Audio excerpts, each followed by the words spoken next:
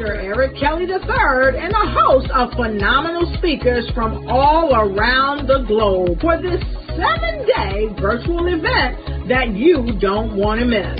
The mission of the Black Business Expo is to raise scholarship money from kids all the way from high school all the way from college. The Black Business Olympics is one of the largest Black business showcases in the world. It is an opportunity for businesses and companies to showcase their businesses globally. We are going to be giving away laptops up to $5,000 away to students. Again, I'm Olivia Appleberry, the founder of 2 Cents Finance and one of the speakers for the expo. I am so excited to see you there. For more info, go to www.blackbusinessexpousa.com or call 919-308-9090 and hope to see you there. I am Black Business. From the moment I wake until the time I sleep.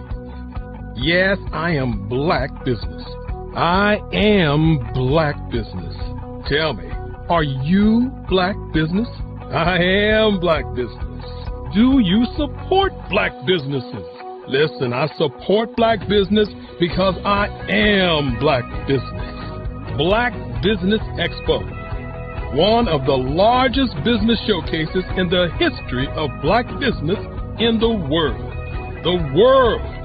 Sign up today at www.blackbusinessexpousa.com or call 919-308-9090. I am Black Business. I am Black Business. From the moment I wake until the time I sleep, I am Black Business. I am Black Business. Are you Black Business? I am Black Business. Do you support Black businesses? I support Black business because I am Black Business. Black Business Expo, one of the largest business showcases in the history of Black America in North Carolina. Join Dr. Eric Kelly III and a host of phenomenal speakers from all around the globe for this 7-day virtual event that you don't want to miss. The mission of the Black Business Expo is to raise scholarship money from kids all the way from high school all the way from college. The Black Business Olympics is one of the largest Black business showcases in the world. It is an opportunity for businesses and companies to showcase their businesses globally. We are going to be giving away laptops up to $5,000 away to students. Again, I'm Olivia Appleberry, the founder of 2 Cents Finance and one of the speakers for the expo. I am so excited to see you there. For more info, go to www.blackbusinessexpousa.com or call 919-308-9090 and hope to see you there.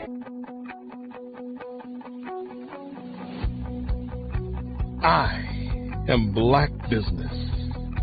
From the moment I wake until the time I sleep. Yes, I am Black Business. I am Black Business. Tell me, are you Black Business? Black Business Expo, one of the largest business showcases in the history of Black business in the world.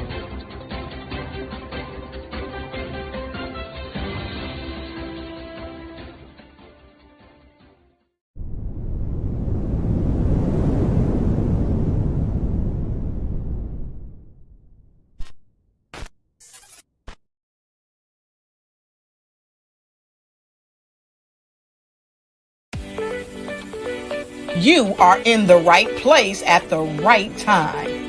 The Black Business Network opens again for its Black Business Olympics, a 24/7 broadcast on business, strategies, global branding, social media marketing, finance, advertisement, and much, much more.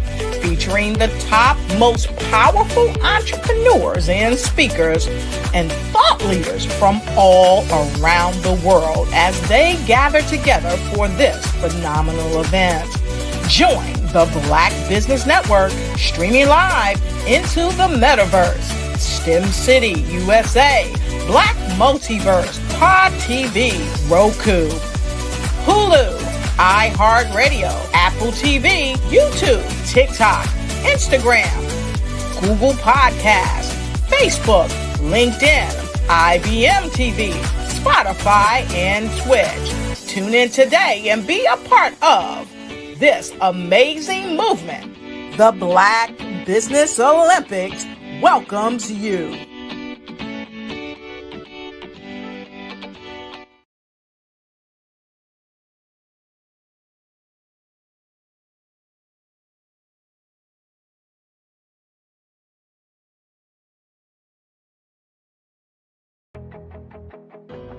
I am Black Business. From the moment I wake until the time I sleep, I am Black Business. I am Black Business. Are you Black Business? I am Black Business. Do you support Black businesses? I support Black business because I am Black Business. Black Business Expo, one of the largest business showcases in the history of Black business in the world.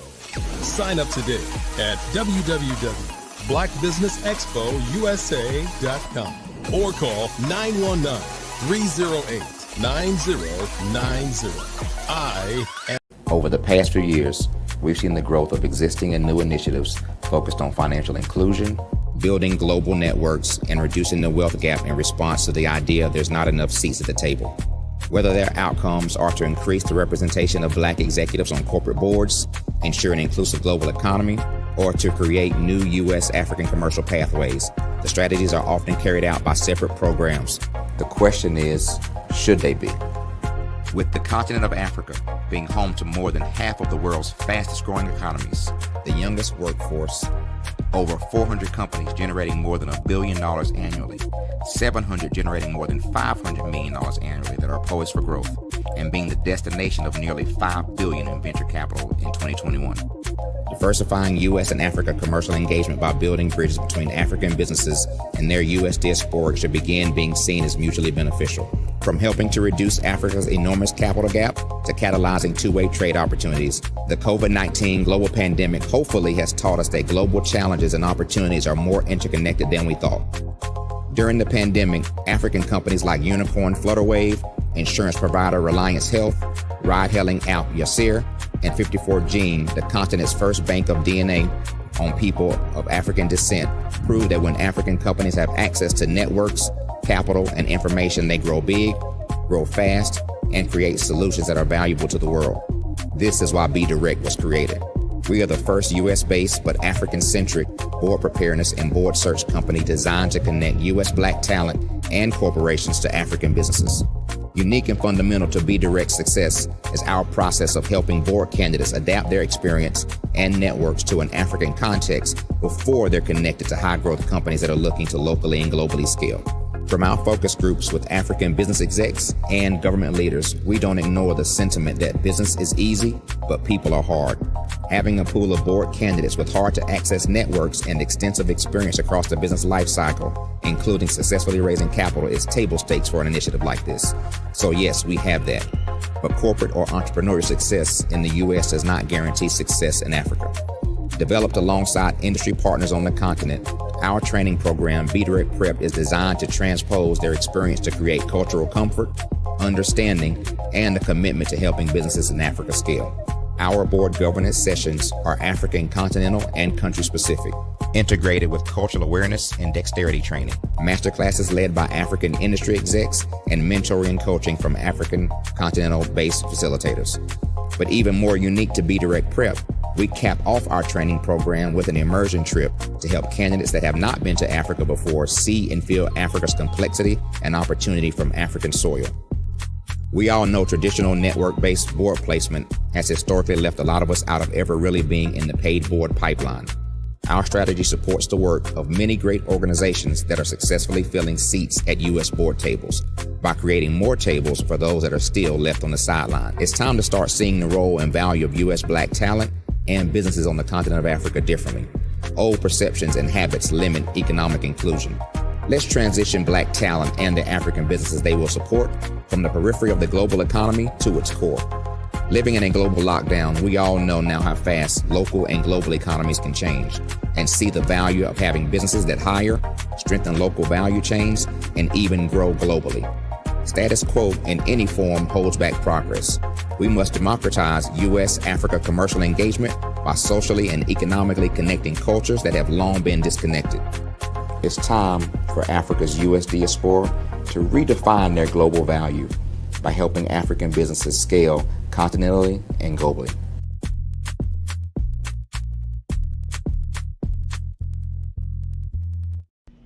Why do I do what I do? You know, my life coach asked me that a few years ago, and she said, Tony, what's your why? And I told her, and she said, girl, you've already accomplished that. Perhaps you need a new why. Hi, Tony Harris, Amy Hoydu with Say It Said Marketing, one of your students. And just wanted to say thank you, Tony Harris, for spending so much time with me and giving me that boost in my business that I so drastically needed.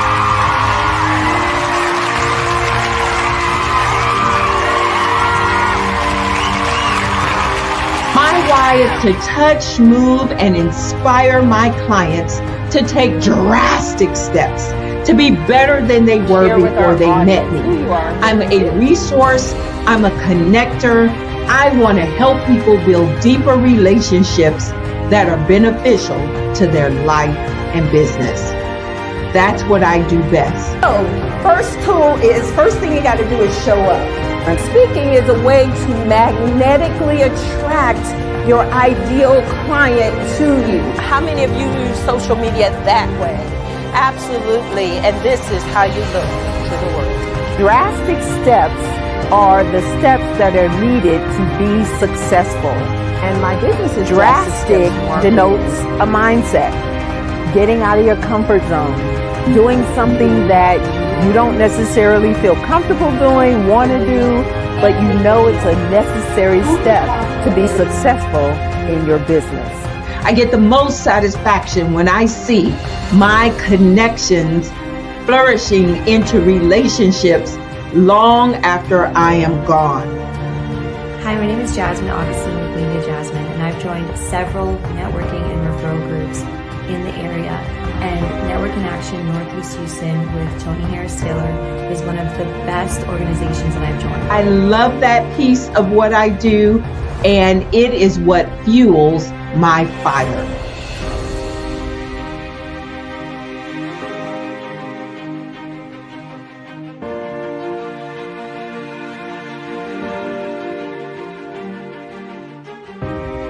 My name is Tony Harris Taylor, saying take a drastic step today for a fantastic tomorrow.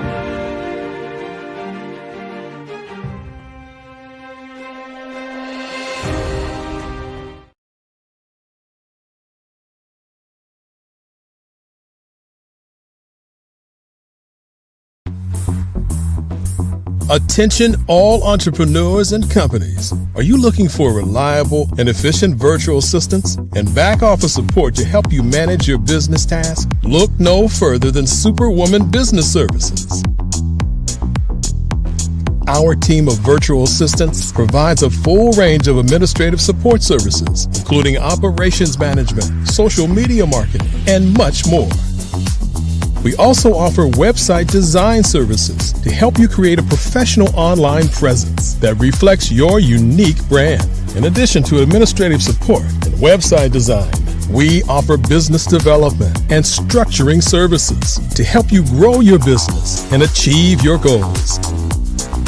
We'll work closely with you to identify areas of improvement and develop a customized plan to help you reach your full potential. At Superwoman Business Services, we understand that running a business can be overwhelming and time-consuming. That's why we're here to help you fly high and achieve success.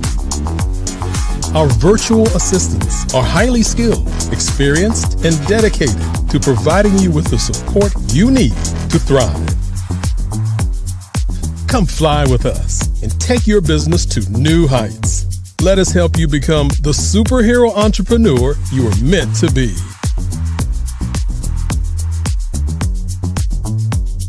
Contact Superwoman Business Services today to learn more about our back office support services. Come fly with us and take your business to new heights.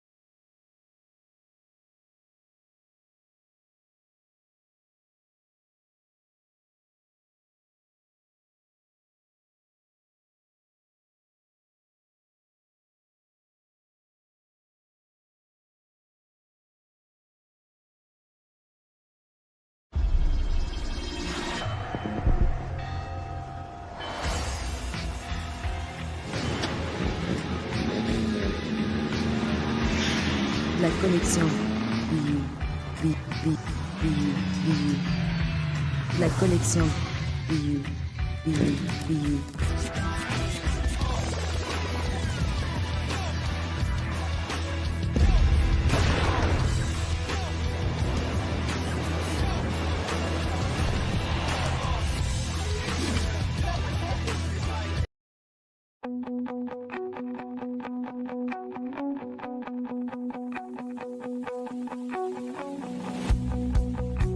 I am Black Business.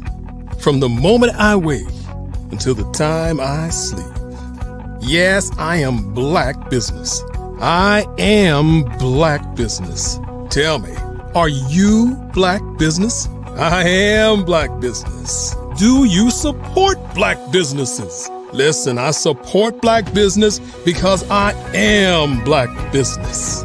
Black Business Expo, one of the largest business showcases in the history of Black business in the world. The world! Sign up today at www.blackbusinessexpousa.com or call 919-308-9090. I am Black Business.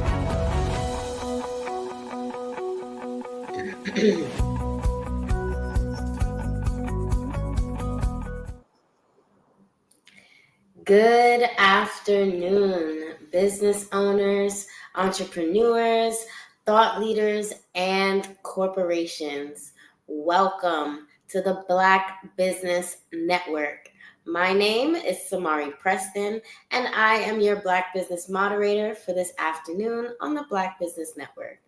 The Black Business Network is a 24-hour business network showcasing Black businesses, business owners, entrepreneurs, and thought leaders worldwide. We have speakers from North Carolina, London, Singapore, Africa, Japan, and cities all over the United States. The Black Business Network is a global community sharing its business knowledge to empower, inspire, and educate businesses about business. Our first speaker is Jackie Dozier. Jackie Dozier, is the manager, chief problem solver of grant writing, an alchemist at Integrity Consulting Professional Services, LLC, a nonprofit industry expert for 4 decades. And after being dismissed from 3 jobs in her real estates, she decided to take a plunge into business ownership or starve. So, can we please welcome to the stage Miss Jackie Dozier? Hello, Samari. It's good to be here. Welcome, welcome. Thank you for joining us. How are you feeling today? I'm excited and exhilarated. I've had a wonderful morning here on Black Business Network, so I'm excited. Beautiful, beautiful. So let's kick right off. What inspired you to start Integrity Consulting and Professional Services, LLC? Well, I was a single mom, 3 children still at home, 3 out of 5 still at home. And for the 3rd time, I was dismissed. I'll use a nice term. I was dismissed from a job and no fault of my own. I'd worked in 3 different at-will states, which means that they can just let you go. They don't need to give you a reason as long as it doesn't violate any civil rights or what have you. So I got dismissed. I went into a serious tizzy, trying to figure out, OMG, I got these kids, and what am I going to do? And if that does not motivate a person to go find or do something. And so, but one of the good things about it was the job that I was on was the job that I eventually was the same kind of job that I eventually registered. And so I was helping people for somebody else start businesses, start nonprofits, and fund them through the grant writing process. And so my clients kept calling me. You know, the ones I had before, they heard I had been laid off. Oh, Jackie, no, we don't want nobody else. We want you. So I kept working, bit by bit. And then I just had this download, I'll call it, and said, why don't you start your own business? I thought, it was right there in my face. And so that's what I did. And May the 16th, I celebrated 19 years. So we're on our 20th year nonstop. Wow. Yeah. Congratulations on taking that leap, and yielding such amazing results. So can you describe the mission and the core values behind your company for us? Well, the mission was to help nonprofit and for-profit corporations uncover the hidden treasures for sustainability. And that's people and money. You got to have a program, you got to need people to fund it, and you need to have, people to work it and money to fund it. So that was one of the things I wanted to do because I had already been doing it and I saw the benefit. And then our core values are centered around the name, Integrity Consulting and Professional Services. We do what we say we're going to do. We don't try to beat people out of money. Whatever we charge, that's what we're going to, that's what you're going to pay. And that they can also always expect that they're going to get stellar service.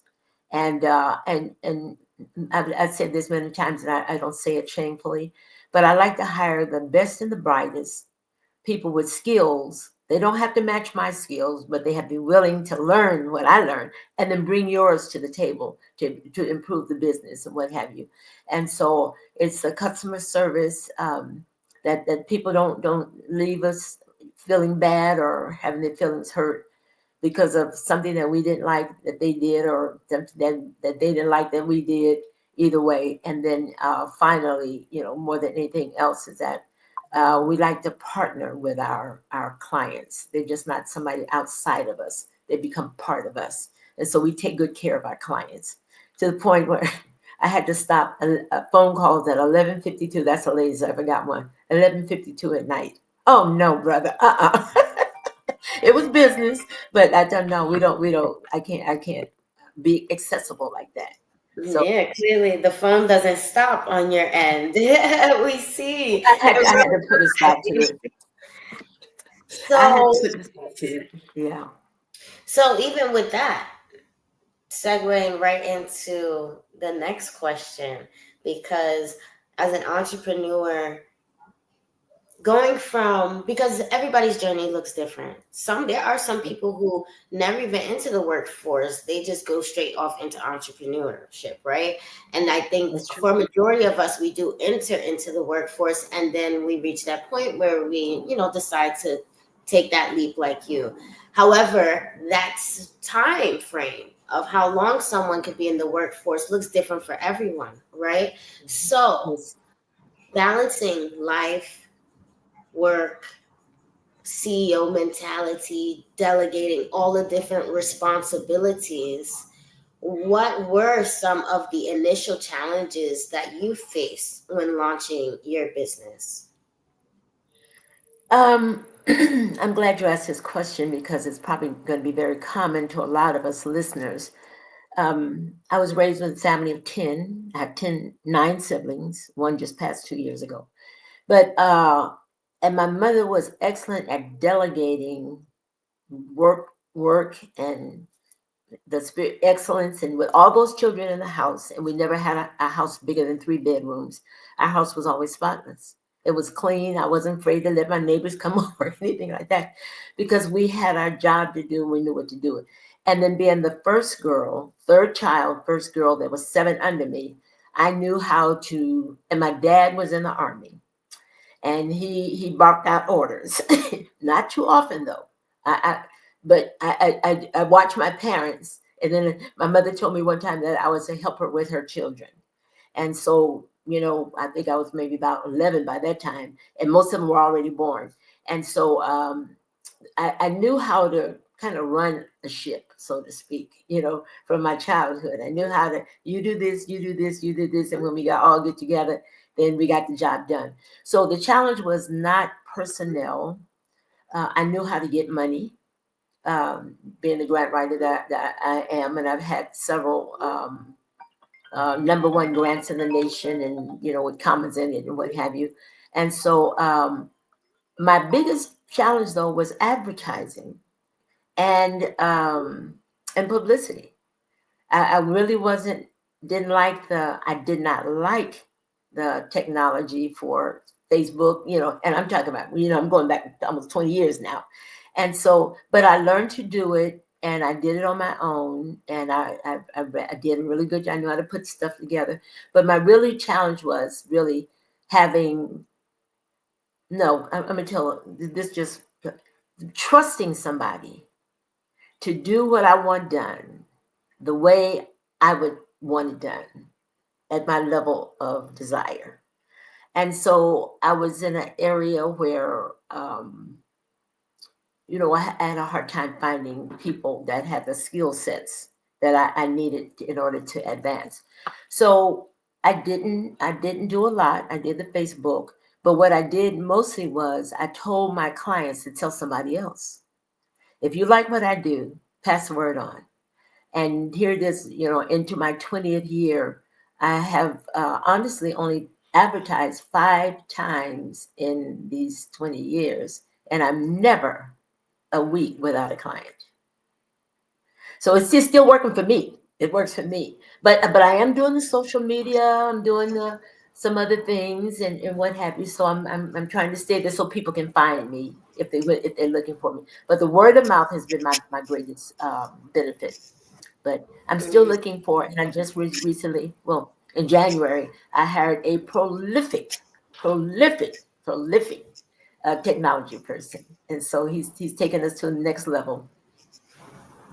Wow. Well, I definitely know that a lot of our viewers will be able to resonate with all of the challenges that you just spoke of, because I know I definitely have, and have seen a lot of other business owners with those same types of experiences.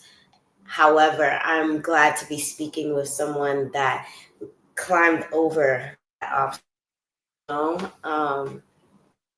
So enlighten our viewers a little bit on the Better Business Bureau when you first learned about it, what its accreditation process is, and how that correlates to your business?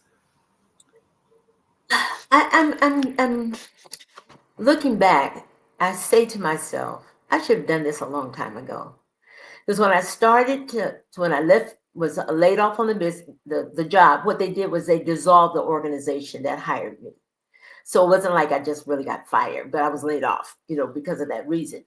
And I started looking for other places that I could either use those skills or improve mine. So the city that I was in had a entrepreneur program. Just happened to start up right after I got laid off and the business was dissolved. And so I joined them. And so I started connecting with city people, and they had SCORE, which was what is it? I should have looked it up again. But anyways, retired people who give back their skills, knowledge, and information to up and coming. Yes. Yeah, the business consultant. Business consultants. And so I hooked up with a gentleman, and he really helped me to walk through a few things and what have you. And so they were right there. I would attend their meetings, their networking meetings. I did a whole lot of this. I'm talking about 20, almost 20 years ago. And I just never, sometimes I'm slow, but I catch up. So I never thought about joining Better Business Bureau. No, I take that back. I thought about it, but I didn't do it. Because I didn't think, well, what do I really need them for? Because I don't lack for anything. I don't lack for people, clients, or anything. But the true story, I was just thinking one day about, because I'm doing something new with business, and I was just thinking, and I just got this, what I call a download. It hit my head. Join the Better Business Bureau. What? I did it, and I didn't realize all the benefits of joining. And it just came just like that. I started looking back when I heard it one morning about 6:30 when I woke up. And then I just started looking about how many times I've been involved with chambers of commerce and what have you, and how much I've done with them. And I never thought of going for business accreditation. I try to keep my books in order and what have you. And so I did it. And I got the accreditation. I got the blue seals, and you'll see those on some of my Facebook pages. And they gave me an opportunity to build a portion of their website, with all of my accomplishments and things. And they've been very, very, very helpful. I get an email almost every day, what I can do next. And I'm jumping on a lot of those things. So they're really building me at this particular time to go to another level. Wow, that is beautiful. When you listen to your intuition, and you just take another leap. I love how risk-taking you are. I'm glad. You have to. I mean, entrepreneurs that and there's nothing wrong with that. It's beautiful, So if you can walk us through what are some of the requirements that an individual might need to have to become BBB accredited, and that journey kind of looked like. Yeah. I would first advise anyone who's not keeping their business together, don't apply. I had to do a background check, but I think a month before, I had to have a background check for, I started a nonprofit in Kenya, Africa, and they required that. So I just had a very fresh one, and they didn't want one more than, I forgot, 2-3 months or something like that. So they'll do a background check on you. They want to know about your documents. First of all, you go online. It's not like we used to do. You just walk in the office and you saw something, saw a person say, okay, I want to join, and this is what happens. You go online, they ask you lots of questions, you fill out the information. Then they'll run your background. And if they look like, and if you passed what they're looking for, then they'll call you and have we had a phone. I had an option of Zoom or phone. He chose the phone. And so We had a good long conversation. I think we had probably about 3 of them so far, and lots of email communication and what have you. And so, but they're looking. They're when they say they're going to give you the Better Business Bureau. There's also a way for people to go into systems and find out if you've ever misappropriated money, if you're a thief, that kind of thing. I know those systems myself. I use them. When I hire people, I want a background check. And so it is not just a little standard one. And so they take you through all of that. And then it took me, I'm trying to remember if it was, I don't know. I don't think it was I don't think it was a month long. And then I got the phone call and we've got one more interview to do with you, and then because we're setting you up for accreditation. And so that was one of the highlights after all these years in the business. I finally, I got the blue seals. I got the little blue fire things on. So I'm posting them on my website, on my businesses, and what have you. So it didn't take long. So I think the whole process might have been a month long. Congratulations on that, because that's definitely thing not to take. A lot of us can do that, but a lot of people don't. So the ones that do, it's nothing to take lightly. Can you share how the BBB accreditation has affected your client trust relation earlier, that even with your mild online presence, clearly having these certifications, this accreditation,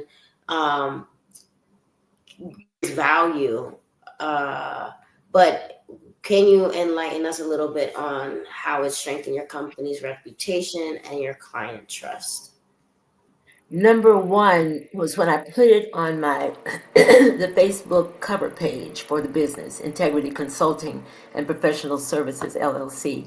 I didn't get a whole lot of likes, shares, and comments. I got phone calls. And that tells me that was important enough for them to get up and say, hey, I just saw it. Well, congratulations. It's about time. I got those kinds of things. And I thought, and when I looked at how many comments I had, they were decent, but the phone calls outweighed anything else, congratulating me and, oh girl, you deserve it because we know your work and this and this. And so that was a piece that made me feel better than just the likes and the comments and the stars and the hearts and what have you. So it did.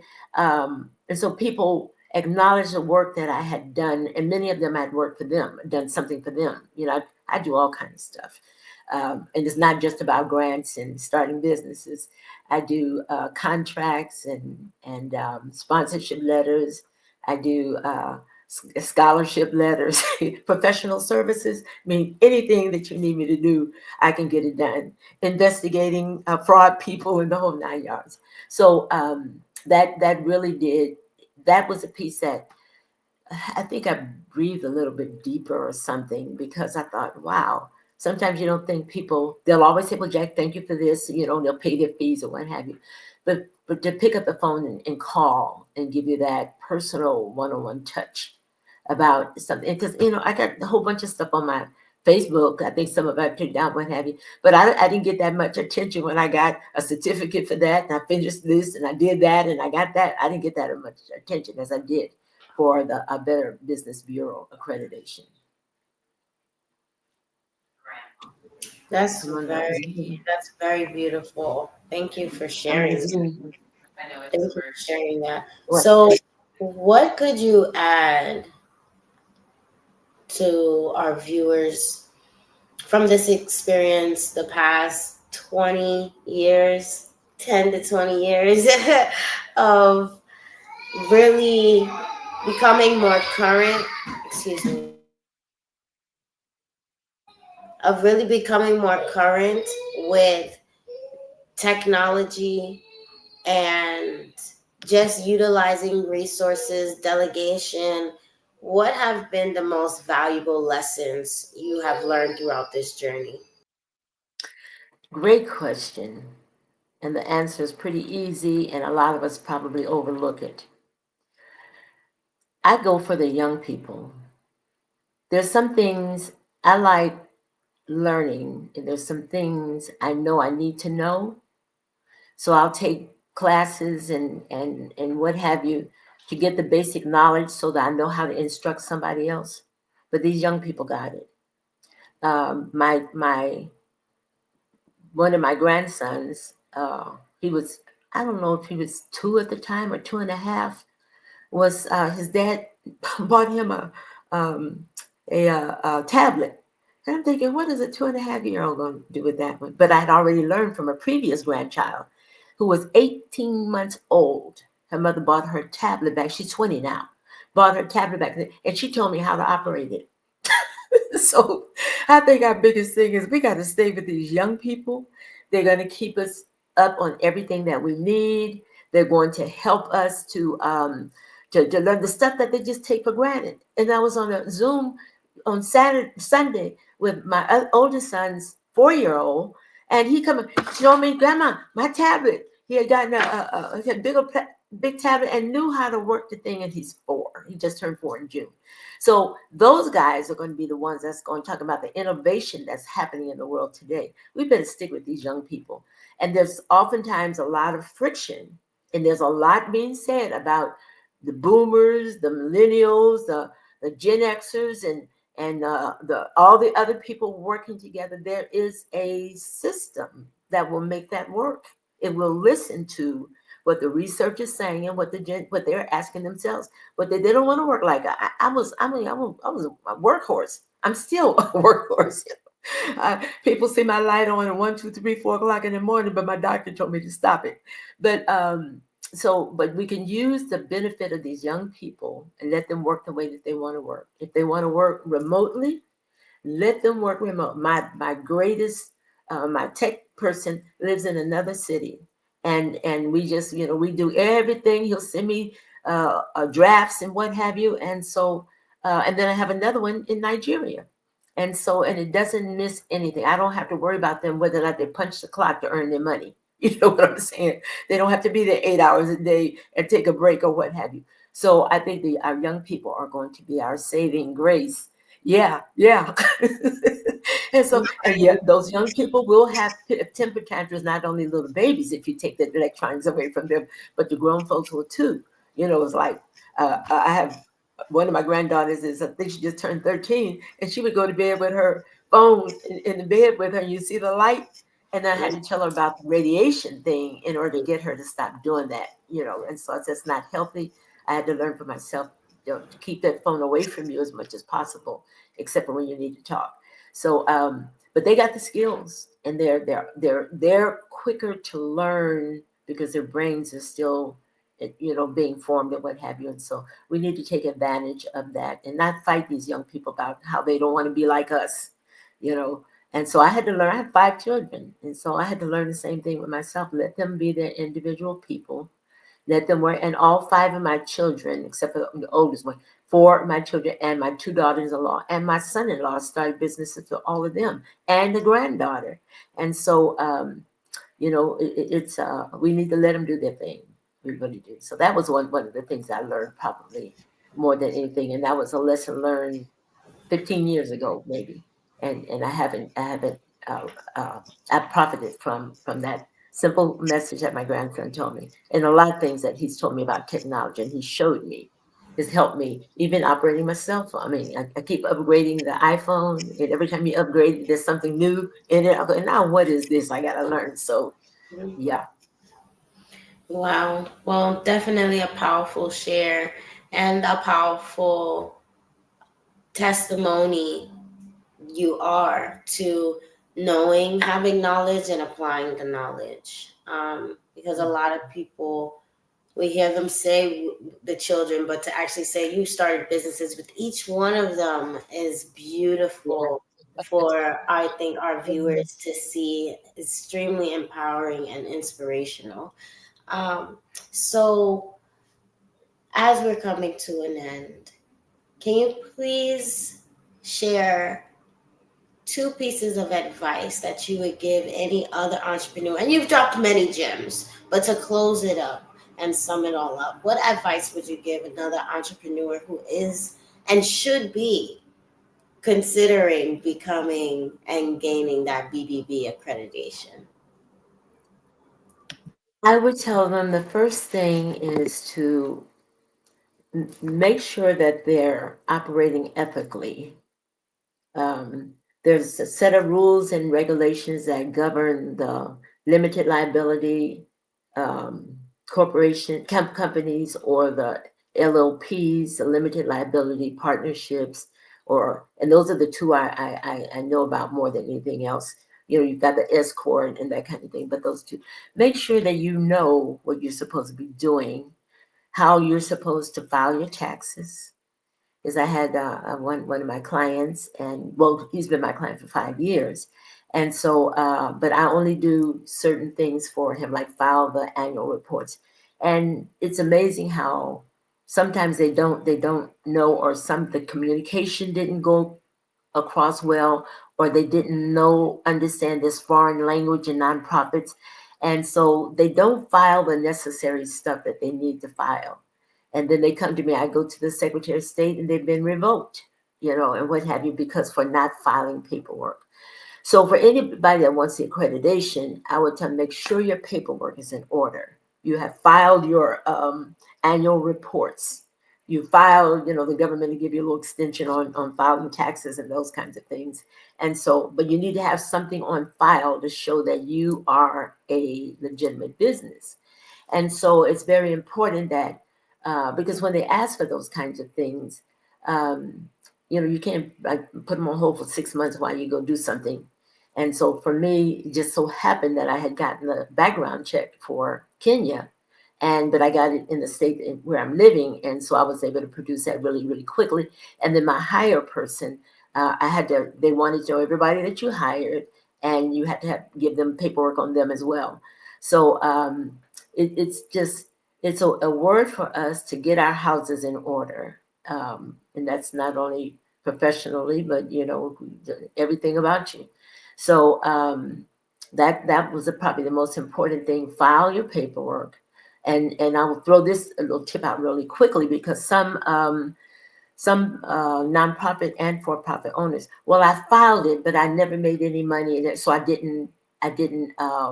registered, but I didn't file anything on it. You still have to file. If you make 0% on an LLC or a nonprofit, you still have to file your paperwork with the IRS, and you got to file with the state. 2 people you always have to file with every single year, whether you make 0 or 1 and 9 zeros behind it. You've got to file your paperwork every single year. So, and then just, try to keep the important things, the main things, keep the most important things, get your, those background checks every year. And when you start thinking about filing with the state and the feds, and thought, okay, we got to update the filing, the background checks. And there's also some documents that a lot of people don't have. Years back, it wasn't as important, but been a number of years that it has been. Every single business need to have either your bylaws, or your cooperating agreement. With the LLP, you need a cooperation or operational agreement, and then the nonprofits, you need to have bylaws. You need to have a non-discrimination policy, a child protection policy, and those bylaws. 4 mandatory documents need to be filed at your site.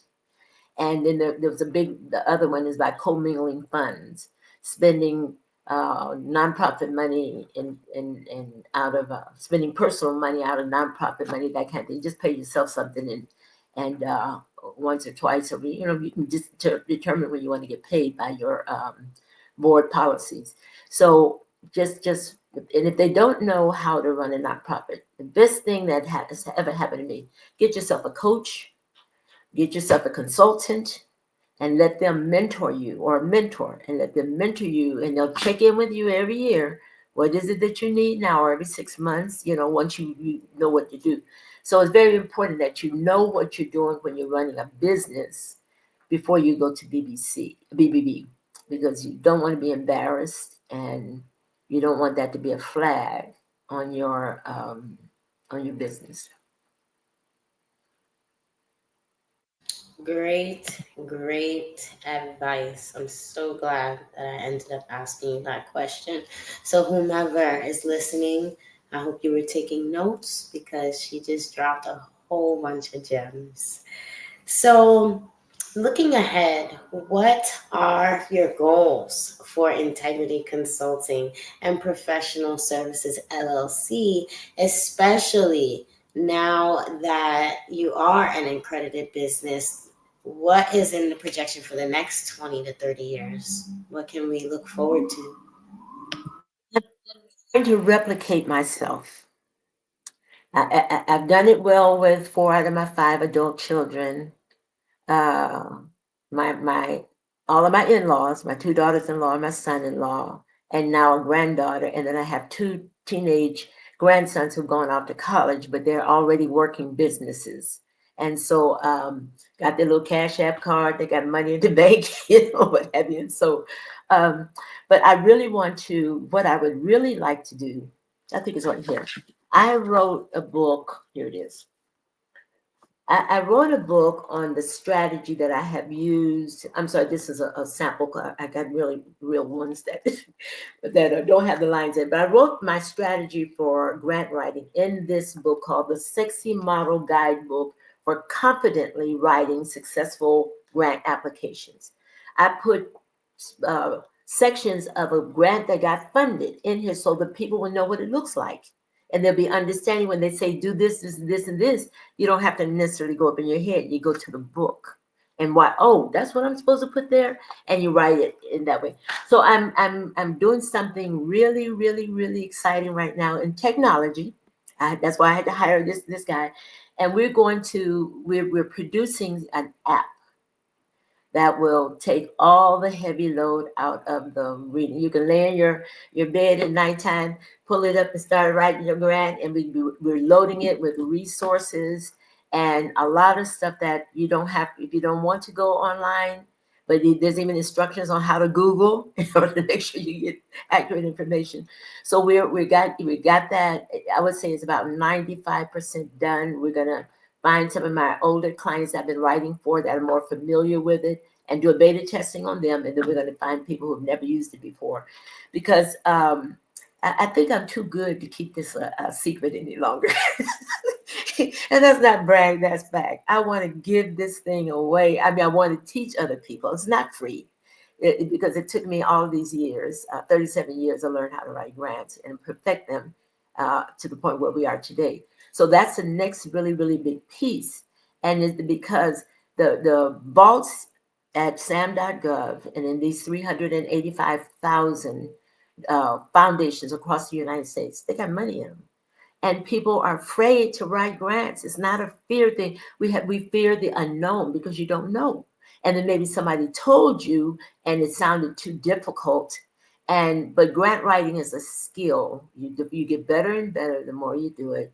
And because things change, and I've weathered the changes in storms and presidents and congressional information, the whole 9 yards. I have invested in myself. I have spent money for consultants and coaches and mentors to keep improving my skill. And one of my coaches, I'm giving a quick shout out, Mike Kim.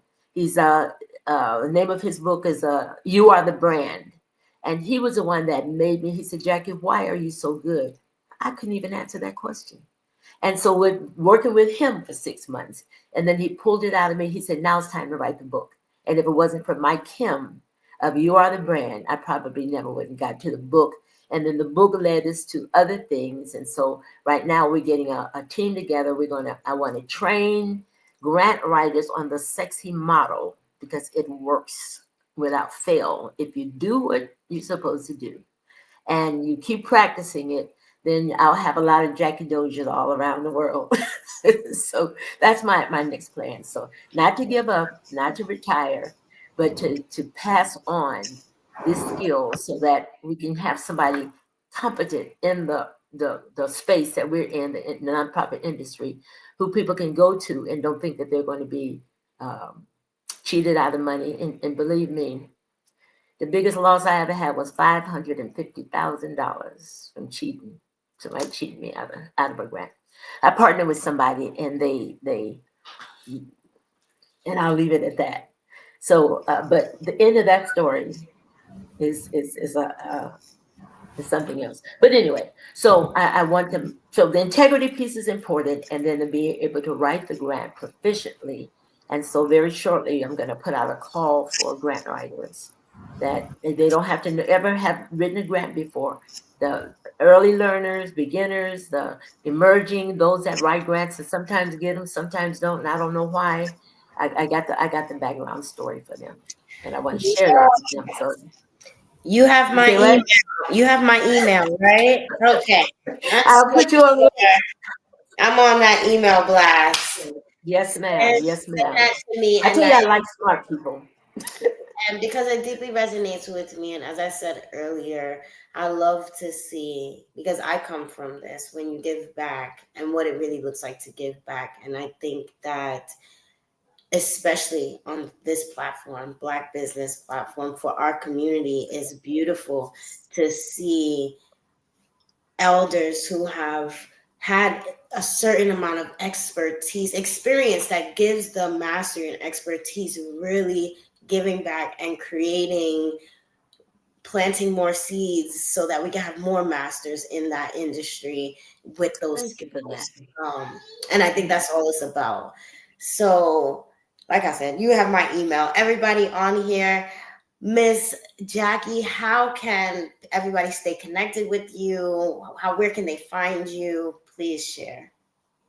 Remember the name, Jackie Dozier. There's 8 of them on social media. So if you can't remember, I usually wear red hair. That's what I tell people. They know me. Oh, that's the lady with the red hair. Usually have red or some form of it. And you just remember the name Jackie Dozier, or Google it on your Google, and I'll pop up. Integrity Consulting and Professional Services will either pop up, or sometimes my picture or something that I'm doing will pop up.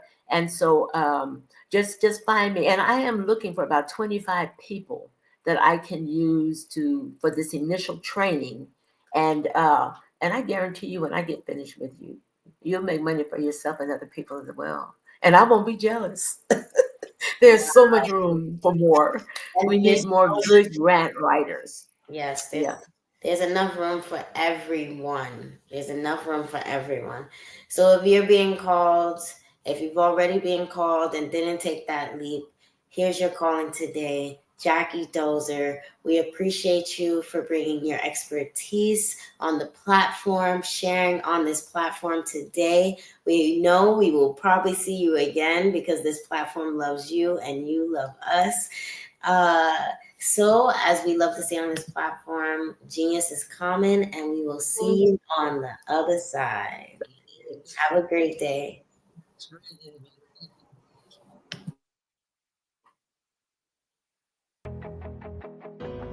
I am Black Business. From the moment I wake until the time I sleep, I am Black Business. I am Black Business. Are you Black Business? I am Black Business. Do you support Black businesses? I support Black business because I am Black Business. Black Business Expo, one of the largest business showcases in the history of Black business in the world.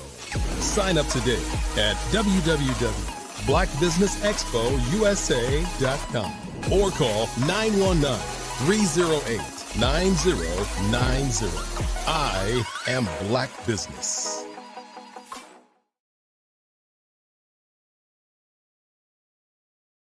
Hey, welcome to Be the Victor Speaker Academy, where we do everything from video courses to our monthly membership. We got some personalized coaching if you're looking to start getting paid. I see a lot of you out there that are published authors, or you're thought leaders and podcasters, but you're not getting paid to speak. This Be the Victor Speaker Academy is all about you. It's to help you monetize your expertise, start getting paid from school districts, colleges, and other event planners that are out there looking for your expertise. So stick around with us, watch the videos, download the downloadable documents, and check out what we got next in store for you.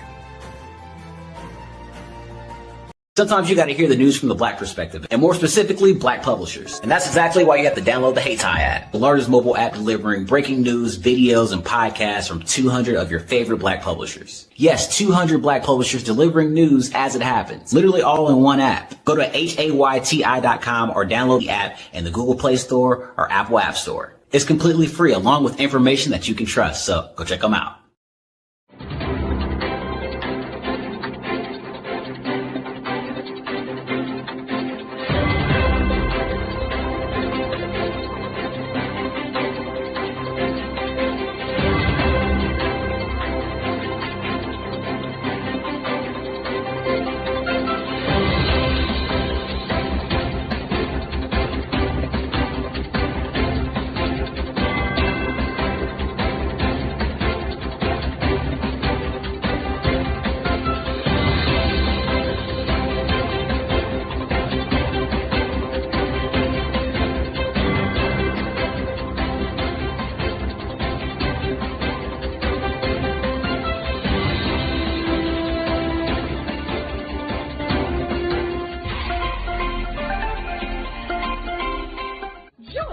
Dr. Eric Kelly III and a host of phenomenal speakers from all around the globe for this 7-day virtual event that you don't want to miss.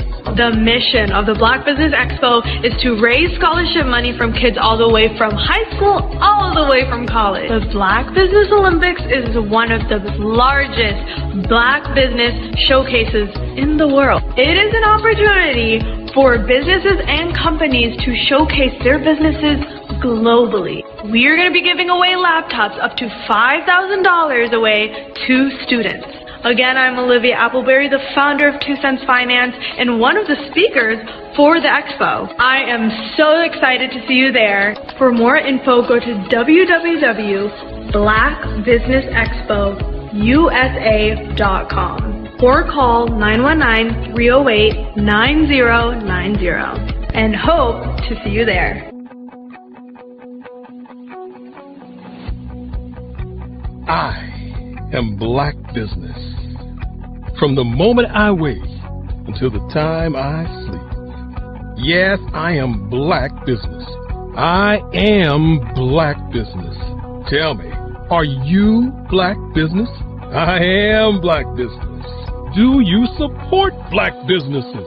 Listen, I support Black business because I am Black Business. Black Business Expo, one of the largest business showcases in the history of Black business in the world. The world! Sign up today at www.blackbusinessexpousa.com or call 919-308-9090. I am Black Business. I am Black Business. From the moment I wake until the time I sleep, I am Black Business. I am Black Business. Are you Black Business? I am Black Business. Do you support Black businesses? I support Black business because I am Black Business. Black Business Expo, one of the largest business showcases in the history of Black America in North Carolina. Join Dr. Eric Kelly III and a host of phenomenal speakers from all around the globe for this 7-day virtual event that you don't want to miss. The mission of the Black Business Expo is to raise scholarship money from kids all the way from high school, all the way from college. The Black Business Olympics is one of the largest Black business showcases in the world. It is an opportunity for businesses and companies to showcase their businesses globally. We are going to be giving away laptops up to $5,000 away to students. Again, I'm Olivia Appleberry, the founder of 2 Cents Finance and one of the speakers for the expo. I am so excited to see you there. For more info, go to www.blackbusinessexpousa.com or call 919-308-9090 and hope to see you there. I am Black Business. From the moment I wake until the time I sleep. Yes, I am Black Business. I am Black Business. Tell me, are you Black Business? I am Black Business. Do you support Black businesses? Listen, I support Black business because I am Black Business. Black Business Expo, one of the largest business showcases in the history of Black business in the world.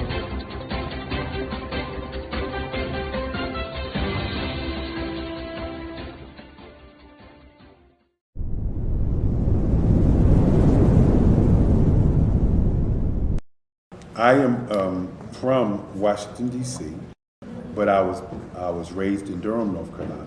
I came to Durham when I was about 5 or 6, and then I traveled back and forth to D.C. because it's where my people are from. One of the unique things about my family is my mother, she's also an artist. She does quilting, and she does a lot of artistic things. And then my son, he draws with both hands, his right hand and his left hand like I do. So that's kind of a family trait. And then my other son, he's a videographer, and my daughter, she works, she's a regional vice president for Sunglasses. When you start out drawing and sketching, you want to continue to explore, you know, each avenue. I do pastels, I do pen and ink, I do painting, I do acrylics. I haven't done oils yet, but I try to do all facets of art. What I say to a lot of times to people is, you know, you can't put yourself in a box when you're an artist. You have to explore. And over the course of my life, I've tried to explore different mediums. I also do sculpture as well. I choose my subjects by the intensity that they have in their faces, or the intensity that somebody is moving, because I do more than portrait drawings. I also do I do abstract, and then I do figurative drawing also. Well, what happened in this particular show is that I started out trying to come up with something that would be a little bit different than what everybody else is doing. So I was working on a Barack Obama show, and they wanted me to do some paintings of Barack. And so what I did was, because of the deadlines, I kind of did it kind of fast. And then I realized when I was doing it fast, I enjoyed it. And so then I started doing other pieces the same way, and I started to enjoy those pieces also. And so I came up with this particular style, and it's a style of lines and colors. And what's interesting is that when I was in college, I did a show called Lines, Colors, and I talked about the boldness of the blacks, the hotness of the whites, and this is how this has come about, you know, later on in my life. And the colors comes from a lot of the entertainers that I work with, where they wear different colors. They don't wear, you know, your plain reds or your whites. They wear different colors, and so that's also another piece of what's giving me the colors. The subtitle of this show is Faces That Speak Life. That's real critical. Faces that speak life. Each one of these pieces is a life source and a life energy that's being put on display for people that are looking at it. You know, I always say in terms of my art, it's not important that I draw them. It's important what you get out of what I draw. You know, I don't try to just draw it because you like it. People wanted me to do prints. I didn't do prints.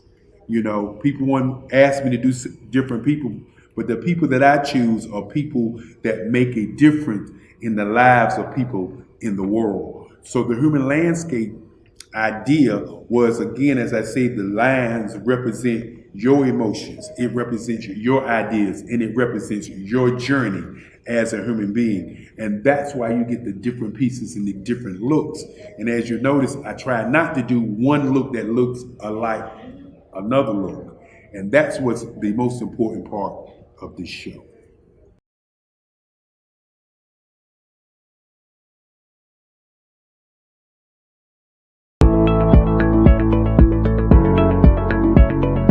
Prepare for what's coming and dominate in economic winter.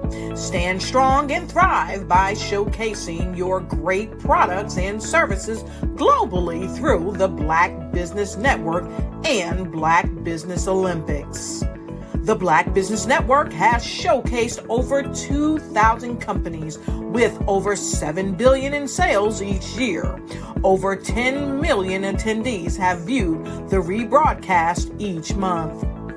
Through the Black Business Olympics, unique styles of business training and mentoring are turning students into business owners and entrepreneurial warriors who will dominate in any economy. Gain the ultimate advantage of the Black Business Olympics, 7 days of unbelievable topics and speakers speaking around the globe. Donate your time and experience to provide expertise and scholarships to students worldwide and change the world. Now, more than ever, new insights, tools, strategies, and capabilities are needed. This is your chance for a major presentation to the world. Fill out the form and join the more than 2,000 speakers who have presented to over 200 countries. Join the Black Business Network streaming live into the Metaverse, STEM City, Black Multiverse Enterprises, Hulu, Amazon, YouTube, iHeartRadio, Apple, Facebook, LinkedIn, Pod TV, IBM TV, Spotify, and Google Podcasts. Sign up today. Spaces are limited, and we will see you there.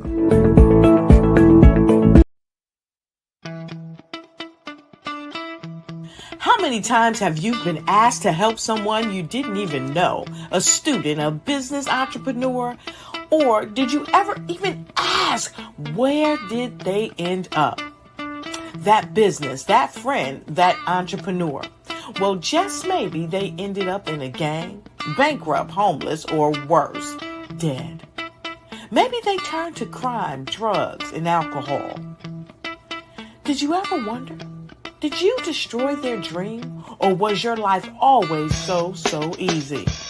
At the Black Business Olympics, we started a movement to help students complete.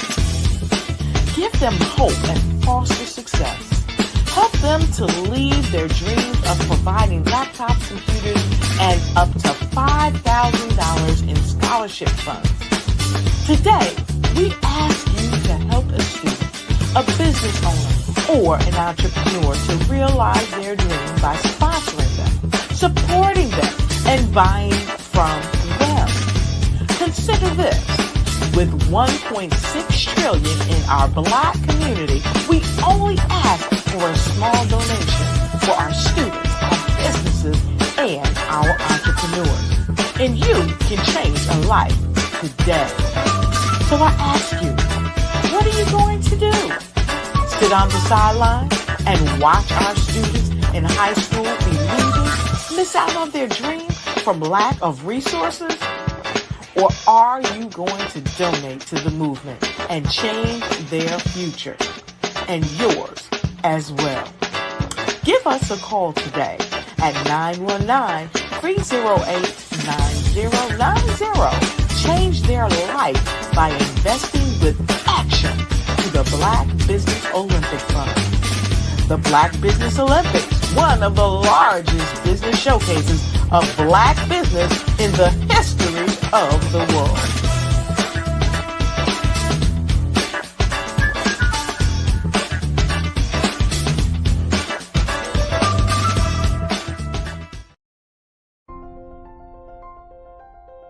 What if you could build your own city? A place where every child can find nurturing people to help them achieve their full potential. A place where every adult can access job training support, where health education is abundant, where social justice ruled the land. A place without limitations. Welcome. You have arrived at STEM City USA. It is what every city should be. A safe and trusted community where you find people and resources to help you become everything you are and beyond. STEM City is unlike anything you have ever experienced. It is a digital twin of the world around you, only better. STEM City is about energy and soul renewal. It is more than a digital world. You can almost feel the power of live cultural events, music, and theater. STEM City promises a better future for children with caring mentors and hands-on activities with dedicated tutors to support our youth. STEM City is your passport to a healthy lifestyle with weekly events addressing our community's many issues. STEM City is your financial well-being with helpful information on wealth management, career advancement, job training, and so much more. STEM City is the community you deserve. It is the city where your dreams can come true. STEM City USA, a place in the sky that is accessible to all who reach for the stars.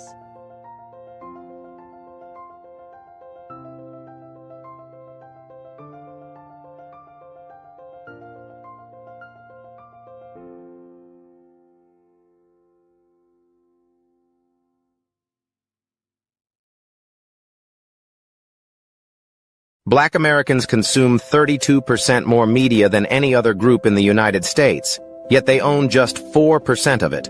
How did this gap happen? Despite record engagement, Black-owned media outlets receive only a fraction of advertising dollars. On this episode of Follow the Brand, Miami entrepreneurs Dexter Bridgman and Grant McGaw tackle this paradox head-on. We had to control costs while maintaining reach. Going digital wasn't an option, it was survival, McGaw adds. You have to invest in technology and networks before crises force your hand, especially when the system isn't designed for you. Reality. Major brands like General Motors and McDonald's have pledged to increase ad spending with Black-owned media, 8% by 2025 and 10% by 2024. But the reality? Actual spending remains far lower, leaving Black media entrepreneurs to forge their own paths. Discover how MIA Media Group built a loyal readership of over 1 million, and how 5-star BDM leverages artificial intelligence and a network of 20,000 experts to empower leaders in healthcare and business. Recorded at the Black Business Olympics, this conversation is more than talk. It is a blueprint for the future of Black media. Subscribe to Follow the Brand and help shape tomorrow's media landscape.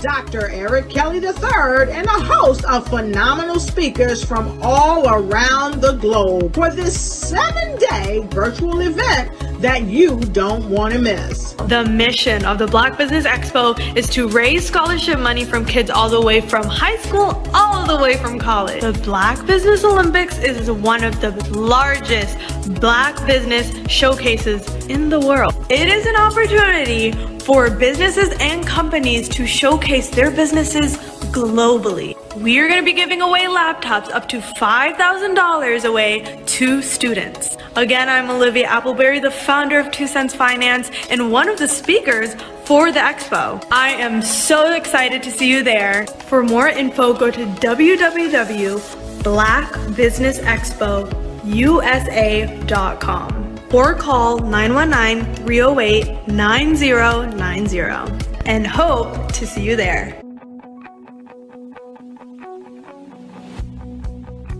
I am Black Business. From the moment I wake until the time I sleep. Yes, I am Black Business. I am Black Business. Tell me, are you Black Business? I am Black Business. Do you support Black businesses? Listen, I support Black business because I am Black Business. Black Business Expo, one of the largest business showcases in the history of Black business in the world. The world! Sign up today at www.blackbusinessexpousa.com or call 919-308-9090. I am Black Business. I am Black Business. From the moment I wake until the time I sleep, I am Black Business. I am Black Business. Are you Black Business? I am Black Business. Do you support Black businesses? I support Black business because I am Black business.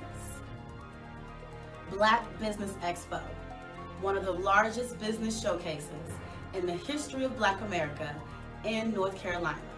Sign up today at www.blackbusinessexpousa.com or call 919-380-9090. I am Black Business. I am Black Business. From the moment I wake until the time I sleep, I am Black Business. I am Black Business. Are you Black Business? I am Black Business. Do you support Black businesses?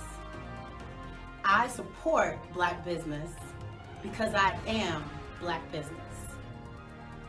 Black Business Expo, one of the largest business showcases in the history of Black America in North Carolina.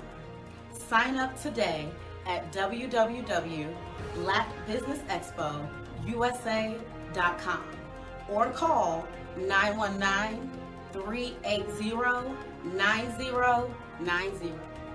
I am Black Business. I am Black Business. From the moment I wake until the time I sleep, I am Black Business. I am Black Business. Are you Black Business? I am Black Business. Do you support Black businesses? I support Black business because I am Black business. Black Business Expo, one of the largest business showcases in the history of Black America in North Carolina. Sign up today at www.blackbusinessexpousa.com or call 919-380-9090. I am Black Business. I am Black Business.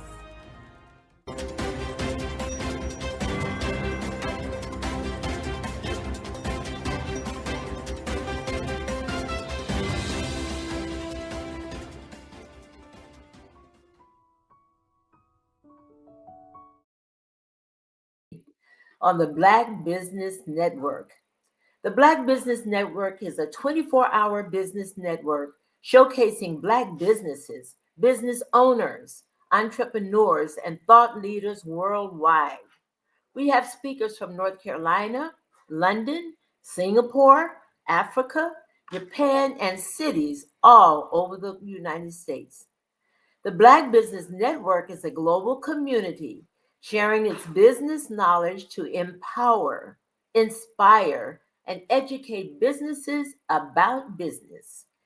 Our keynote speaker today is Ms. Tina Ramsey, and we're going to bring her up, and we're just going to let Ms. Ramsey tell us about herself, her business, and then we'll get into questions later on. Ms. Tina Ramsey, welcome to Black Business Network. Well, thank you so much for having me. So, first of all, let me make a question. Dr. Tina J. Ramsey, I want to give you your props, sis. It's okay. So basically, I am Dr. Tina J. Ramsey. I am the CEO of 3 companies, CTR Media Network, which is a podcast and TV distribution media platform, CTR Homeschooling, which is a business that focuses on helping you de-stress the homeschooling process, helping parents do it and thrive. And CTR Cares is our nonprofit 501c3 nonprofit organization that actually help underprivileged businesses be able to utilize the power of media, and also helping with education, collaborating with other businesses and other nonprofits and connecting them with the community, the people who they want to serve, because we care. So that is pretty much what I do in a nutshell, other than being a mom, being a wife, being a friend, and a community leader in a nutshell. I want to ask you, are you also tired? Listen, you know, when you are doing things on purpose, all the things that I mentioned, they all mesh together. So it's not like I'm doing all of these things. They all build like a Lego. So they all make sense, and they all, I would say, they all complement each other. That's the best way to say it. Yeah. Oh, well, that sounds like a very busy person doing some very great work in the community. Tell us a little bit about your backstory. What got you involved? Let's see, the first business, and then the second one, and then the third one, and just kind of tell us what was the story behind each one of those. I would love to. Well, basically, the reason why what people think I started in media, I actually did not start in media. I started in education over 30 years ago. I started as a early childhood development. So I used to work with children as a behavior specialist in the public school system, helping parents, the faculty, the staff, the teachers, along with the other students, be able to communicate better. So I was a person that came in to bridge the lines of communication. I did not like the term behavior specialist because of the negativity that can be surrounded around, oh, this child is a problem. What I have found that children are not the problem. It is the breakdown of communication, which is the problem. And by them not having the emotional maturity at that point to be able to articulate their emotions properly determines how they react, which is the way that we see it as adults, as a problem child, as being disobedient. They don't care. No, it's not that they don't care. They don't really understand what we want from them and how that can help them. And so once you bridge that gap between the child and the parent, that particular child and the teachers, then you bridge that along with the faculty, then you notice that it's a cohesive way that parents can communicate with the child, and that is when the child thrives. So I started with education. Then later on, I decided to homeschool my child, one of my children, which he have back then we call it high functional autism. Now the new term is neurodivergent. So I brought him home because he was what we call medical sensitive. He stayed sick a lot. And so I started homeschooling him. And then later I brought home my gifted and talented daughter and started teaching both of them. So I started teaching both of them at home. That eventually built into a business. I started helping different people. I didn't really think about starting a business until one of my friends pulled me to the side and said, hey, people actually make a living for what you're doing for free, all these consultations, going out to the schools, going to the family's home and helping. And so that's how I actually started my homeschooling business, helping parents, I like to say, control their children's little pesky, icky emotions, okay? The emotions. And that is what I did. And then eventually, once I started building my business, I started navigating the terrain of media, because I realized early on, when you have a business, it doesn't matter how great and amazing your products is if no one knows that you exist. So I use media as the vehicle to be able to catapult my business, extending me beyond the radius of my small town, my neighborhood, or a couple counties, and expanded myself to the entire world. So eventually people start asking me, hey, can you teach us how to do this thing you call media, podcasting, TV, social media, in just teaching them how to do social media, just basically just doing it, right? So I was like, maybe so. And then I said, yeah, I'll do it. And that actually built the media part. And I have been in media for over 10 years now. I started as a client to another company. They saw that I had natural talent. They hired me. I started at the entry level and went up the corporate C-suite. For ones who don't know, that's entry level, and then you're going up to COO and CEO and all the different levels, right? So I climbed the corporate ladder, and then eventually I ended up starting my own company after those contracts ended. And here we are to this. And then after I did that, I noticed that so many people, so many business owners have just amazing businesses, but them, just like how I used to be, the vast population didn't know that I existed until I start leveraging the power of media, helping them to see that visibility is your currency, okay?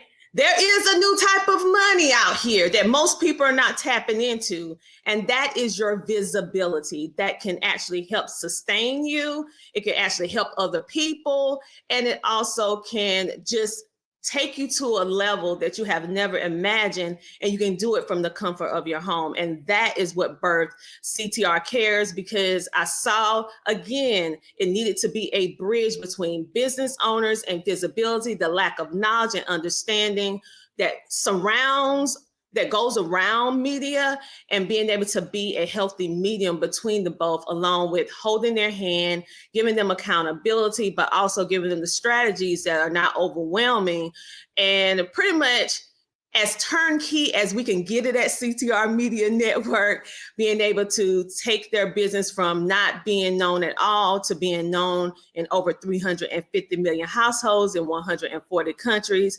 And taking advantage of the different mediums of media, such as podcasting, TV, magazines, blogs, press releases, and the list goes on and on. But one thing that I know for certain is that the bridging that and also giving them the education of not only the why, but importantly, the how you do this, and then see them grow and thrive. That is what I live for, because I just love to see when we can bridge that disconnect, okay? And so that's pretty much all the things that I do. I love what I do. That's why I do what I do.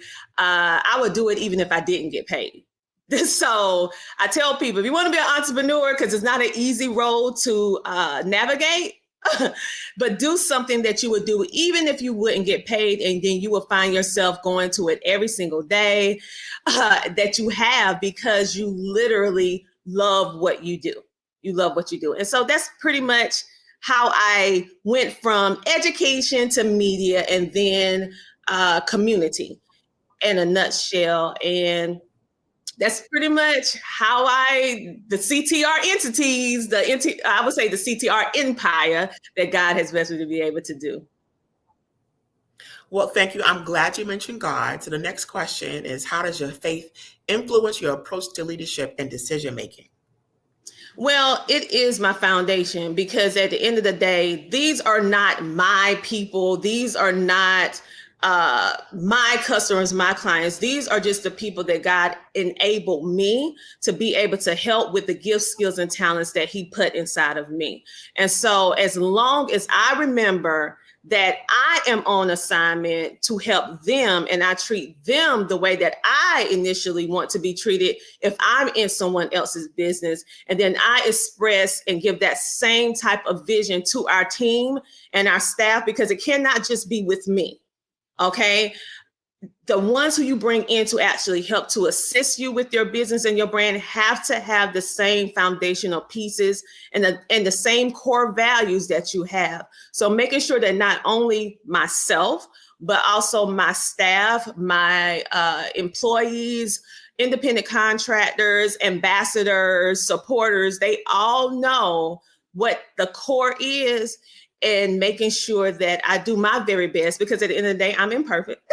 I do make mistakes, but understanding that I'm always giving my 100% effort to make sure that they have what I am supposed to do, what I am under assignment to do, and the vision that God laid on my heart years ago in order to handle his business. Because I tell people all the time, listen, you see me before in front of all these businesses, but I'm actually just managing my company. These companies belong to God. They don't belong to me. They belong to God and the kingdom. That is it. I am managing it for him.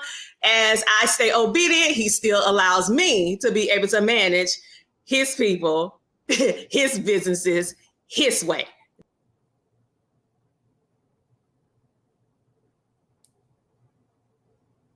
You are a Black-owned business and you're looking for new ways to expand your reach. Or you're a creative and you have an amazing story that needs to be told, seen, and heard. Well, at Fayview Night TV, we're streaming the diverse and authentic narratives of Black American culture. At Fayview Night TV, you have access to product placement, feedback loops, promotional spotlights, and other ways to showcase your brand. And we have fans all around the world that can't wait to see what you're up to. So come to Fayview Night TV, because we are showcasing the culture 24/7 with Black stories and Black storytellers. Subscribe to FayviewNightTV.com today. And for more information, email us at info@FayviewNightTV.com or call our hotline at 816-819-9939. Fayview Night TV, one of the largest platforms showcasing Black American content in the world.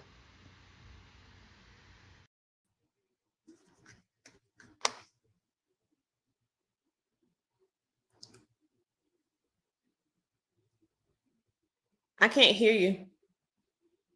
You're muted. Okay, I'm here. Okay. You hear me now? Mm-hmm. Okay, great. Thank you so much for that wealth of information so far. The homeschooling is so important. So it feels like you have direct contact to people. So let's get a little bit closer as far as entrepreneurship and business strategy. So what's one key mistake you think entrepreneurs make when trying to use media for growth? The one big mistake that I see business owners make in regards to media is that they don't use it. Number one, they don't use it, and they, as small business owners, they don't see the need until they have a book they want to launch. They don't see the need until they have a product or service that they want someone to know about. But social media is not the only form of media that you need to be utilizing with business. That's just the entryway. You need to start leveraging not just social media. It's important, but not just social media, but you need to be leveraging the different mediums such as magazines, press releases, blogs, TV, podcasting, and the list goes on in different forms of media. And then books and ebooks that are just extensions of the different forms of media. So what I would say the biggest mistake is if they do media, they only have the small perspective of social media and feel like posting is enough and have no strategy. You cannot just post. You have to have a strategy. And the strategy is not about you. It is about the people that you are here to service. So what do your people need help with? What type of content do they really like? And to find that out, you can look in what they call your dashboard on Facebook, Instagram, YouTube. Everybody have a dashboard. We call it the back end, where you go in and you can see what you post, how many likes, how many impressions, how many comments. That is a big indicator of what your people want to see and what you need to be creating more of. Don't just be throwing spaghetti to the wall and hoping that it stick. Real business owners strategize. We just don't hope, wish, and pray. We strategize based upon the wants and the needs of our audience and not what we want. Because if it's what we want, this might not necessarily be what they want. So social media, just don't use social media. You got to leverage all forms of media, and once you have enough content out there to get a plan, you go back and read the statistics and the analytics to determine where you go from there.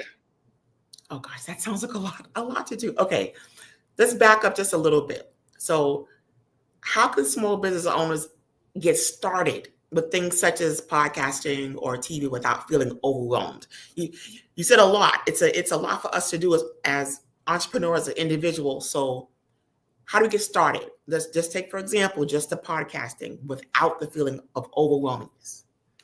Well, number one, I have a free course.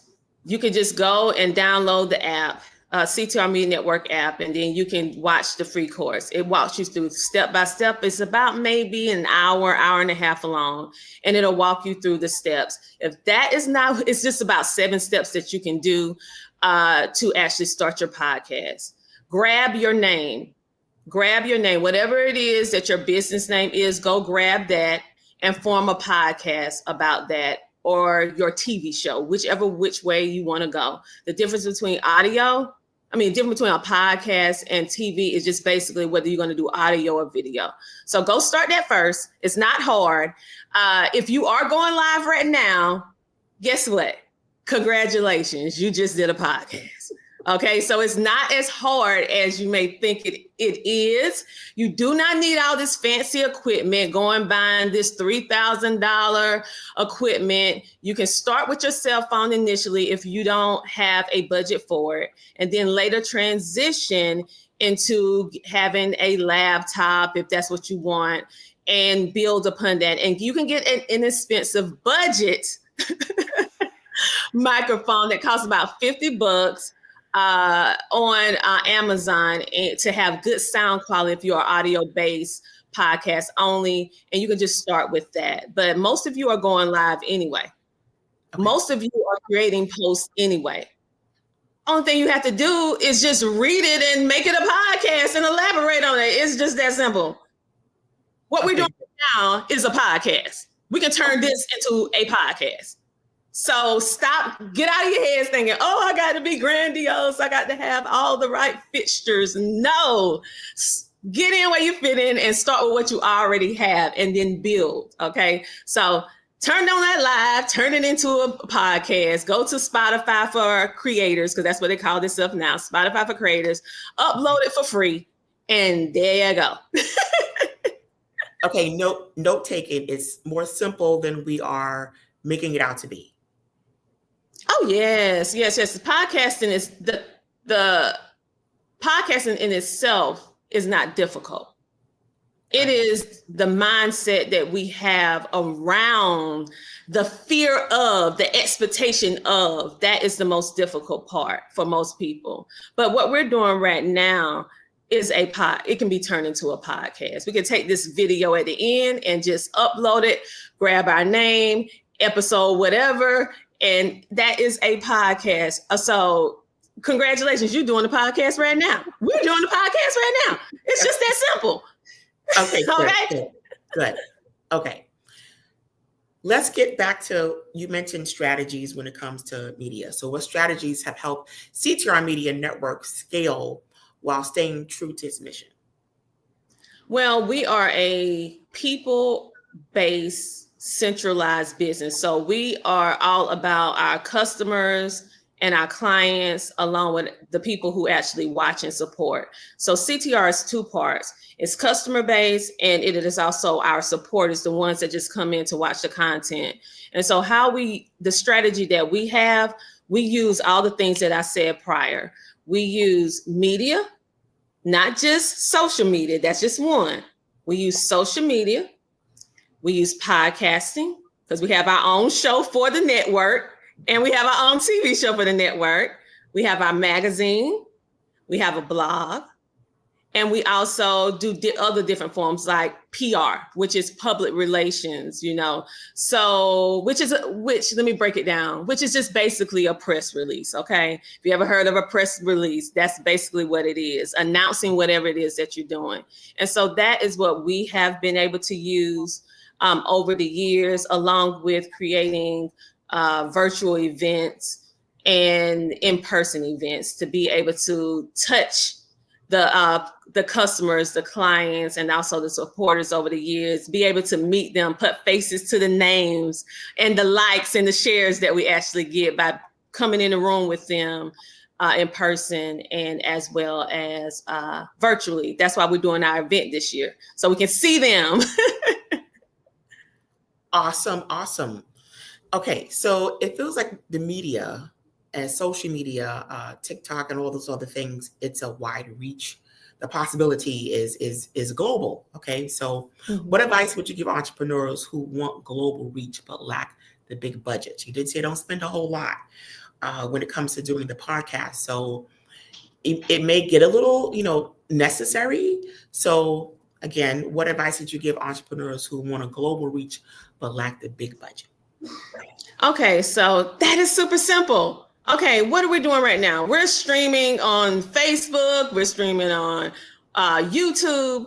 So use what you have. If you know that your budget is not the ideal situation, start with what is free.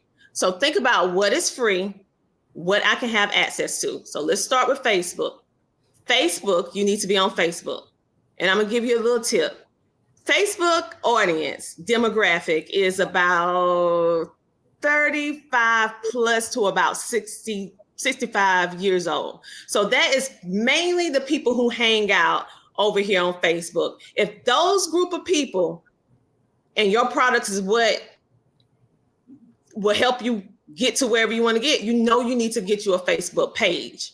You need to have a personal and a business page. Let me break down what personal is. A personal is when you first start your Facebook page, a Facebook account, and you have your name on it.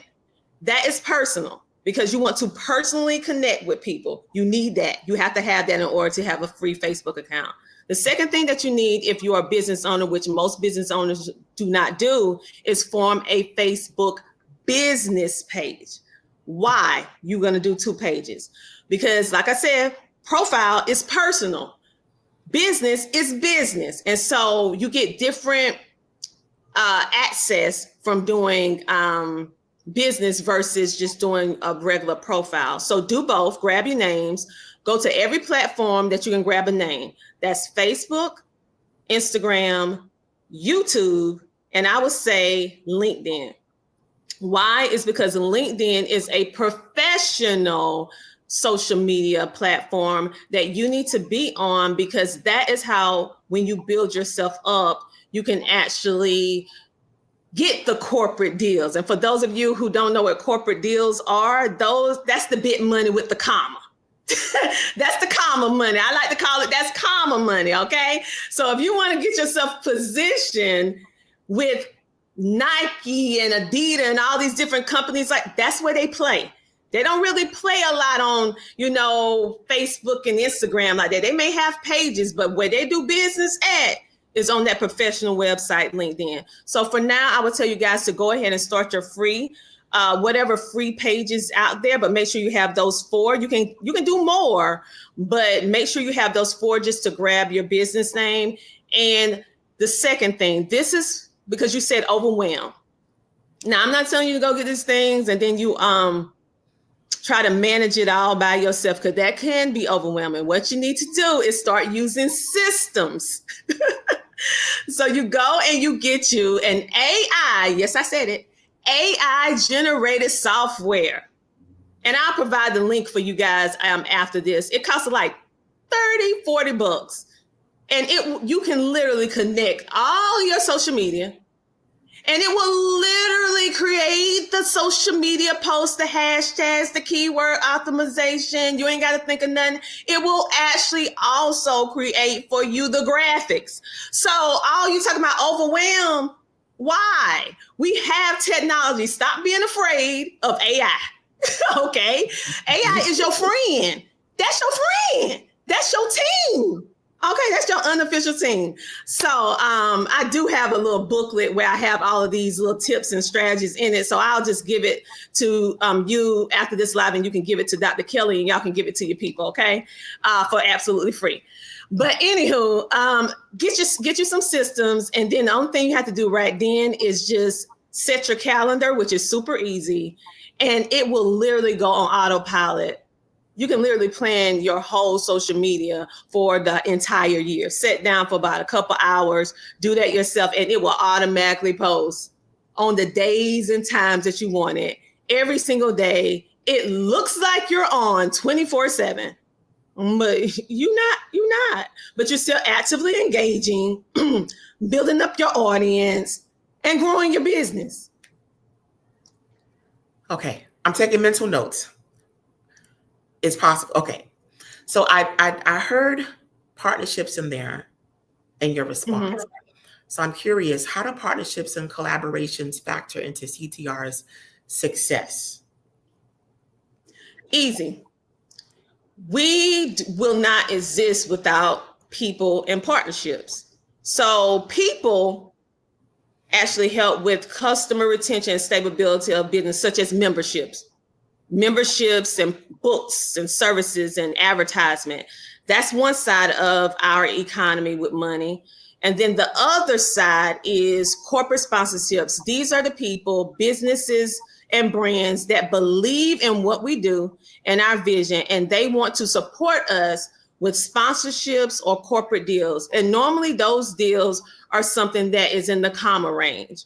So they pay to have access to what we have. And then in turn, they pay us to have that access. And then we put them out, and it's an interchange. So wherever we go, they go. So if I'm going to events, they're going to events. Excuse me, meaning that I'm giving out their flyers, or our company and stuff giving out their flyers. We're also putting them in our magazines. Whatever it is that CTR Media Network touches, our corporate sponsors touch as well. So they are getting it's a win-win. They're getting access to our people, which is their niche audience, and we're getting access to the funds that we need in order to keep overhead, in order to provide scholarships for businesses that need help, and also families with homeschooling. And so it keeps the economy going, where we can keep the pricing affordable on this end for everyday people doing extraordinary things with our memberships to have access to TV and podcasting. But then it's not cutting us short on the other end, because we have these corporate sponsors who have the funding to pay what they can't pay, if that makes sense. So if it don't make sense, I'll break it down a little bit more. Ask me another question so I can break it down for you a little bit more, because I want you to understand it. And I want your audience to understand it as well. Okay, so let's dive into the leadership aspect. Okay. Mm-hmm. So personally, what leadership lessons have you learned while building the team aspect across the ventures? You mean the team for my business, like our staff and stuff like that? That's what you mean? Okay, well, yes. While building teams along with those partnerships and collaborations also, it feels like they become part of your systems. You're using AI, and there's other people with you. So just talk about how you build teams with homeschooling, the collaborations, and social media, and your systems. What does your team look like? Okay. I don't want to overwhelm you because you asked that is a multifaceted question that all has individual things that is built. So let's go back to your first question. What is the first thing that you want me to answer for you? So I'll make sure that you get that first, and then we can go to the next one, and then we can go to the next one, because what you asked is, it's going to be a long answer. So let's do one part first. What is the first thing that you want to know? Okay, leadership. Mm-hmm. Okay. So what leadership lessons have you learned overall? Okay. Leadership.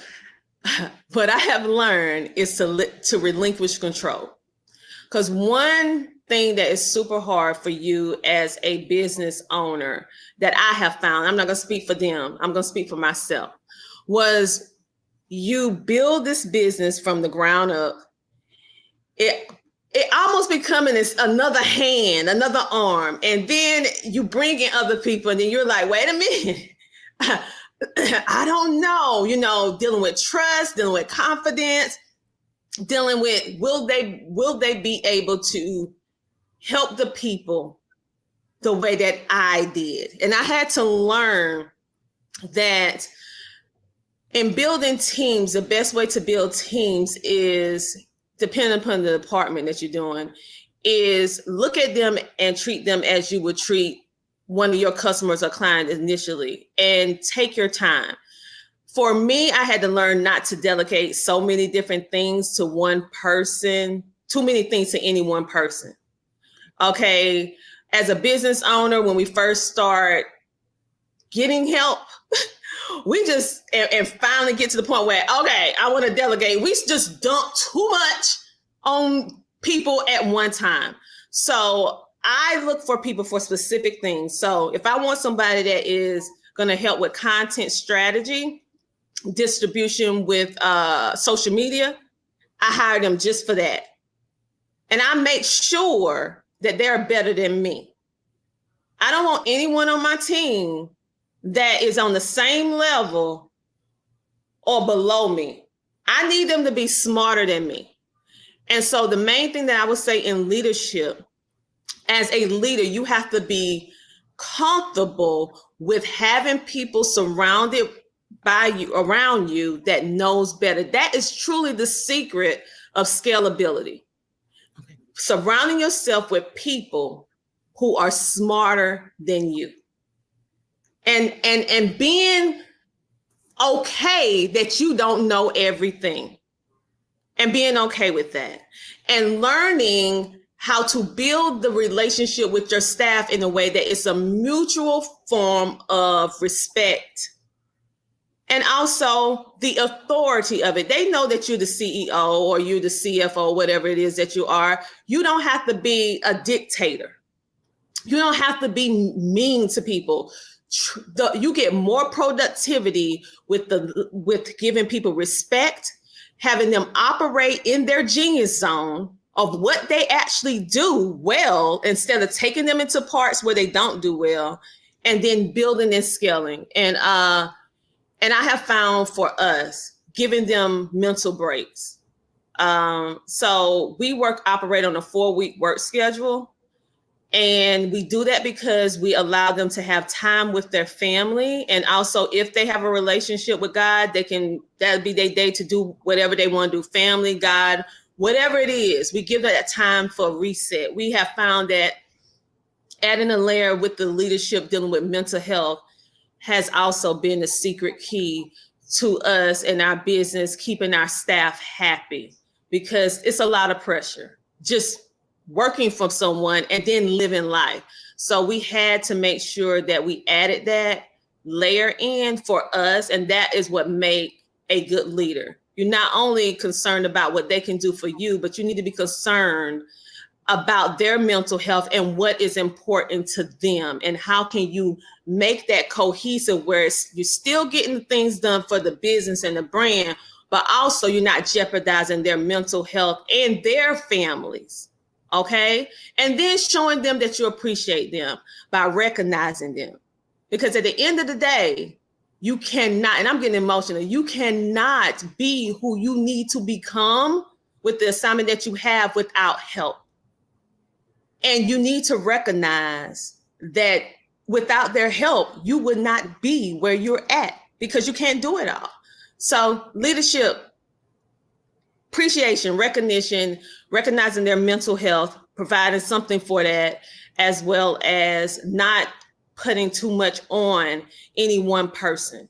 That's going to cost you more money, however, to put more people in position. But at the end of the day, I have found I have done it the other way. I gave too many duties and delegation and all that I have a staff, but gave too much to them, and it just did not work. And the turnover rate was so high.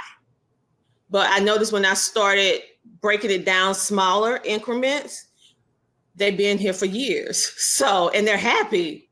They're really happy. So even if they start their own business, they still stay and make time for whatever it is that we're doing. So that's what I have found. I have done good and I have not did so good in this area, but this is what I've learned now that is working for us.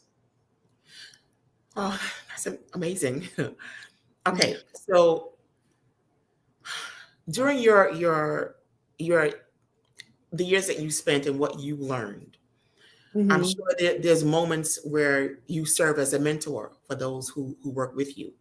So how do you feel that you uplift the next generation of entrepreneurs and creators? Well, the thing is this, everything that we do with CTR is built upon education and empowerment. So you would notice no matter what I'm doing or what we're doing as a business, whether it's CTR Media Network, whether it's CTR Homeschool, or whether it's CTR Cares, our nonprofit organization, every business have the empowerment and also the education, because knowledge is truly power, but it's only power when it is executed.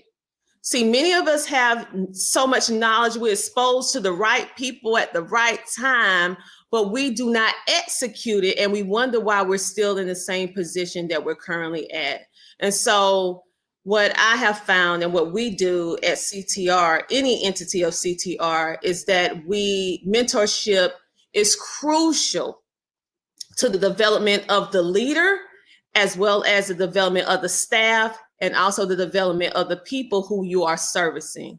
So mentorship, if you are a coach, if you are an author, if you are a business owner and you do not have a mentor, then you are limiting your ability to be able to have growth, because at the end of the day, you don't know everything. I don't know everything. And you have to make sure that you feel yourself. Okay.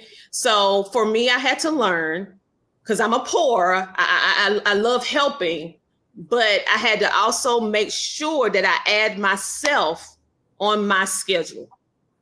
And you was like, Dr. Lindsay, I want to make sure people know how to get in contact with you. Just tell us how to get in contact with you. And you can go to CTR. I'm sorry, go ahead. Say it again. Yes, how to get in contact with you. And I wanted to let you know, Genius is coming, and I'll definitely see you on the other side. Okay. So you can get in contact with me if it's for the media side, you can go to ctrmedianetwork.com. That's ctrmedianetwork.com. If you need help with homeschooling, it's ctrhomeschooling.com. And if it is dealing with our nonprofit organization, where if you need assistance in media or homeschooling, or you want to be connected with other nonprofit organizations, that's ctrcares.org. And lastly, I would like to say we're having an event called the Media and Wealth Summit here in Columbia, South Carolina, October the 11th.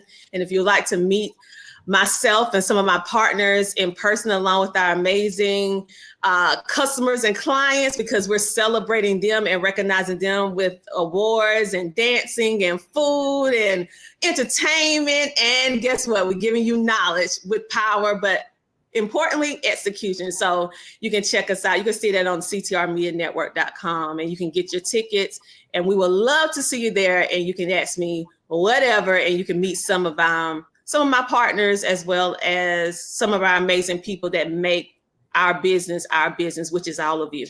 showing you thank you, telling you thank you for everything you've done for us over the years. So we appreciate you, and we're going to celebrate you October the 11th. Fantastic. That's awesome. Awesome. And once again, thank you so much for joining us. And again, genius is coming, and I'll see you on the other side. Thank you.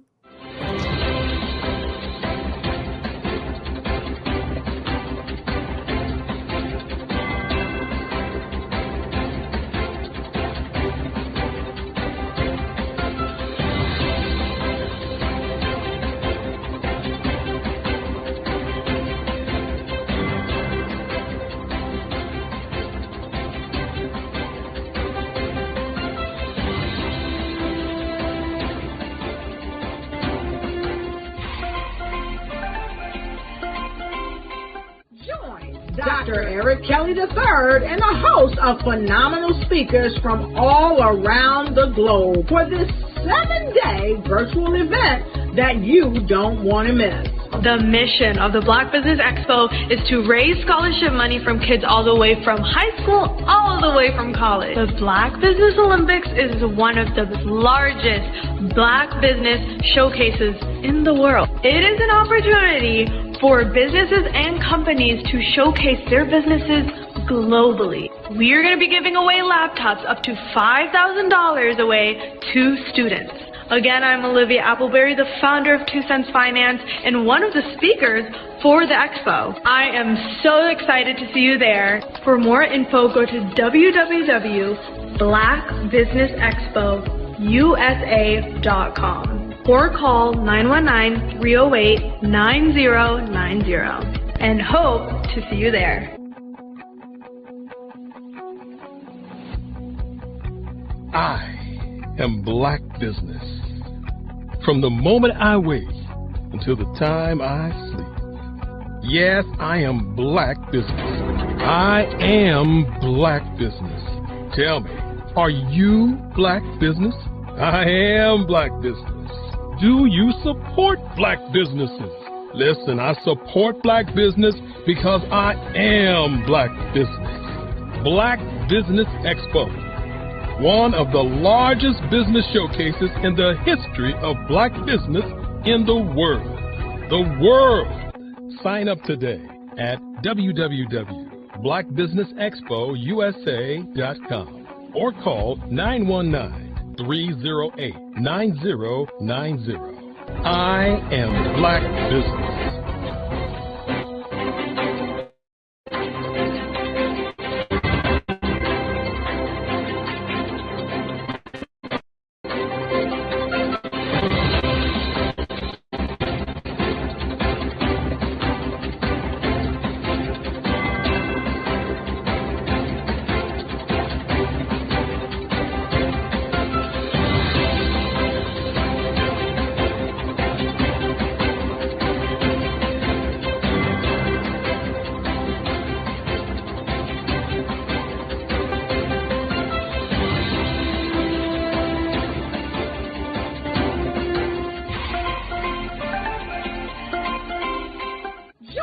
Dr. Eric Kelly III and a host of phenomenal speakers from all around the globe for this 7-day virtual event that you don't want to miss.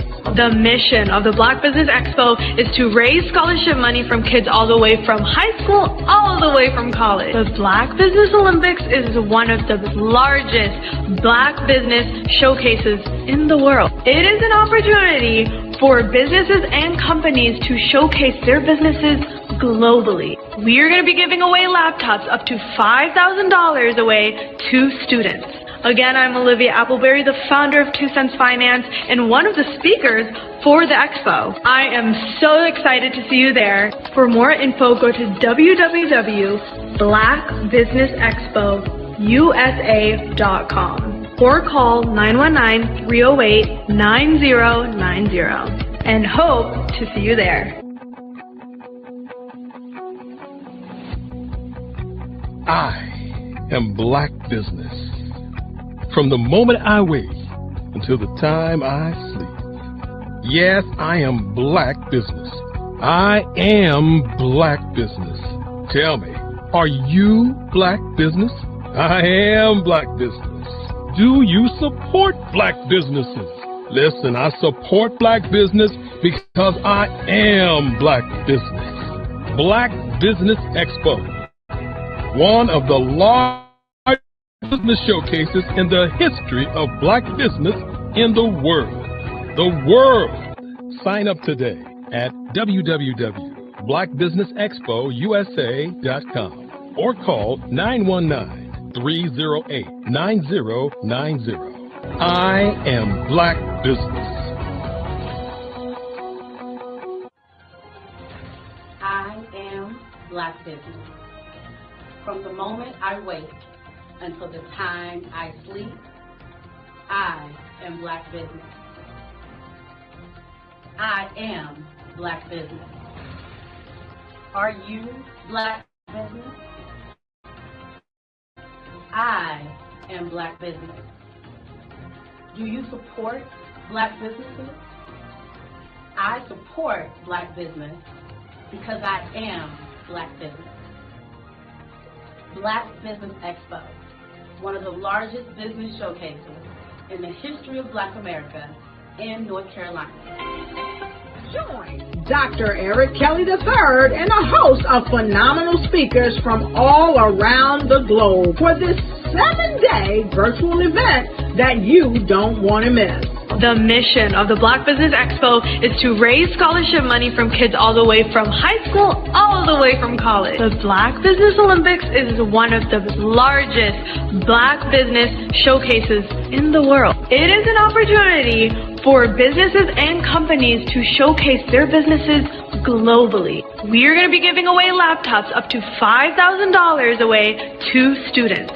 Again, I'm Olivia Appleberry, the founder of 2 Cents Finance and one of the speakers for the expo. I am so excited to see you there. For more info, go to www.blackbusinessexpousa.com or call 919-308-9090 and hope to see you there.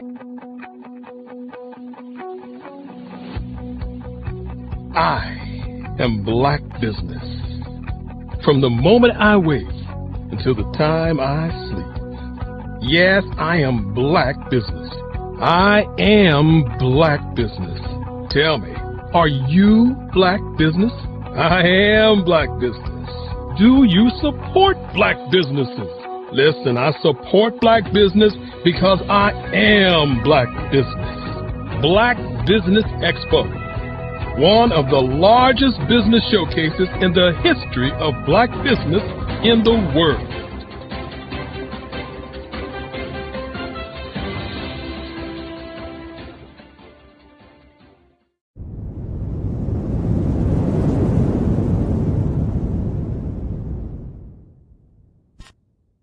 Are you a black entrepreneur with a vision for global success? Are you ready to take your business to the next level? Introducing the Black Business Network, BBN, one of the largest black business showcases in the history of the world. The only 24/7 global multimedia ecosystem dedicated to connecting and promoting black entrepreneurs, brands, and businesses globally.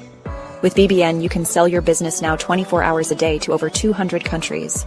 Reach a global audience in real time, build trust, and generate leads like never before. Access a world of opportunity with our live streaming and replay platform, featuring on-demand content, documentaries, and exclusive interviews. Get your exclusive, one-of-a-kind Black Business magazine covers that feature you and your amazing business today. And tap into our Black Business Global Chamber of Commerce, where your voice will be heard globally with over 1 million business owners. Learn the insights and strategies that black entrepreneurs are using to grow today. Power your business with the Black Business Black Credit and Debit Card. Get cashback, access microloans, and build your business by doing business with black businesses worldwide. Stay ahead of the curve with the Black Business World Report, our yearly intelligence magazine, providing industry trends, government programs, funding alerts, and so much more. BBN is more than just a network. It's a revolution. It's a global movement, uniting black entrepreneurs from over 200 countries to share knowledge, build relationships, and create economic empowerment. And for corporations, BBN offers a unique opportunity to demonstrate your commitment to diversity and inclusion and access. Submit your corporate commercial today. Sponsor BBN. Reach a targeted audience and support the growth of black-owned businesses. Our Black Business Ambassador program provides support and detailed information on all activities. From onboarding to mastermind think tasks, they cover it all. Whether you're looking to expand your business or your viewers, BBN brings together the tools, talent, and technology needed to grow Black-owned businesses worldwide. It's where we speak, sell, connect, and rise. Live and on demand. Join the Black Business Network today. Visit bxtv.org to learn more and unlock your global potential. Where business is broadcast live. Where the future is today. Call 919-308-9090 for your Black Business Fireside Chat today as we showcase your amazing business to over 200 countries. Black Business Network, one of the largest Black business showcases of Black business in the history of the world. Call today 919-308-9090 USA.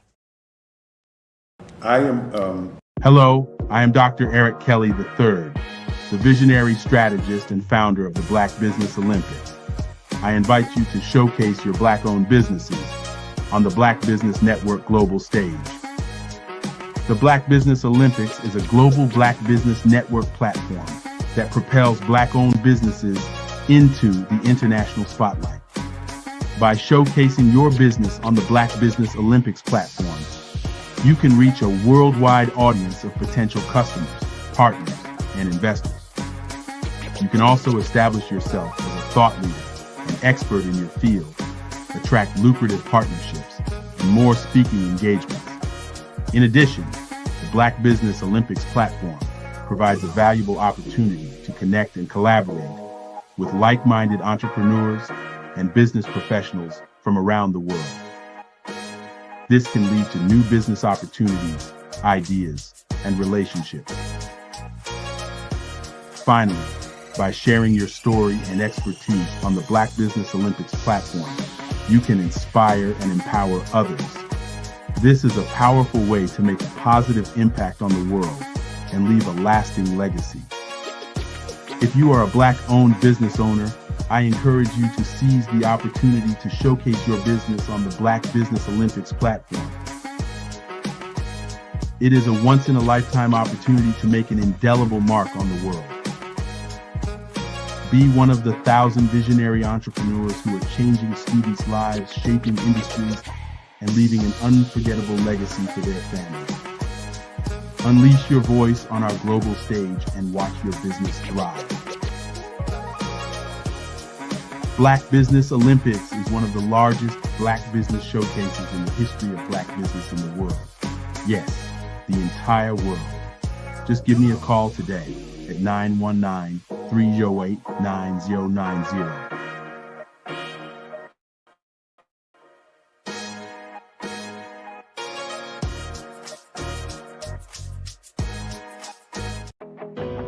I am Black Business. From the moment I wake until the time I sleep, I am Black Business. I am Black Business. Are you Black Business? I am Black Business. Do you support Black businesses? I support Black business because I am Black Business. Black Business Expo, one of the largest business showcases in the history of Black business in the world. Sign up today at www.blackbusinessexpousa.com or call 919-308-9090. I am Black Business. Are you a Black entrepreneur with a vision for global success? Are you ready to take your business to the next level? Introducing the Black Business Network, BBN, one of the largest Black business showcases in the history of the world. The only 24/7 global multimedia ecosystem dedicated to connecting and promoting Black entrepreneurs, brands, and businesses globally. With BBN, you can sell your business now 24 hours a day to over 200 countries. Reach a global audience in real time, build trust, and generate leads like never before. Access a world of opportunity with our live streaming and replay platform, featuring on-demand content, documentaries, and exclusive interviews. Get your exclusive, one-of-a-kind Black Business magazine covers that feature you and your amazing business today. And tap into our Black Business Global Chamber of Commerce, where your voice will be heard globally with over 1 million business owners.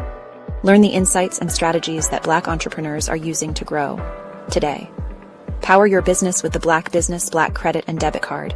Get cashback, access microloans, and build your business by doing business with Black businesses worldwide. Stay ahead of the curve with the Black Business World Report, our yearly intelligence magazine, providing industry trends, government programs, funding alerts, and so much more. BBN is more than just a network. It's a revolution. It's a global movement, uniting Black entrepreneurs from over 200 countries to share knowledge, build relationships, and create economic empowerment. And for corporations, BBN offers a unique opportunity to demonstrate your commitment to diversity and inclusion and access. Submit your corporate commercial today.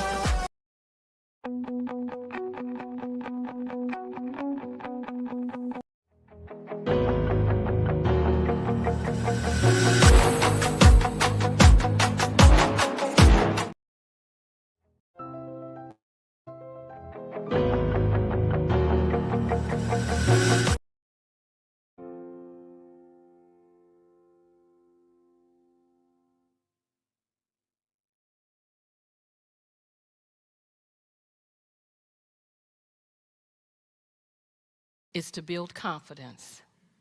The second. Thank you very much. You're very welcome. Yeah. So where all were you servicing in the military?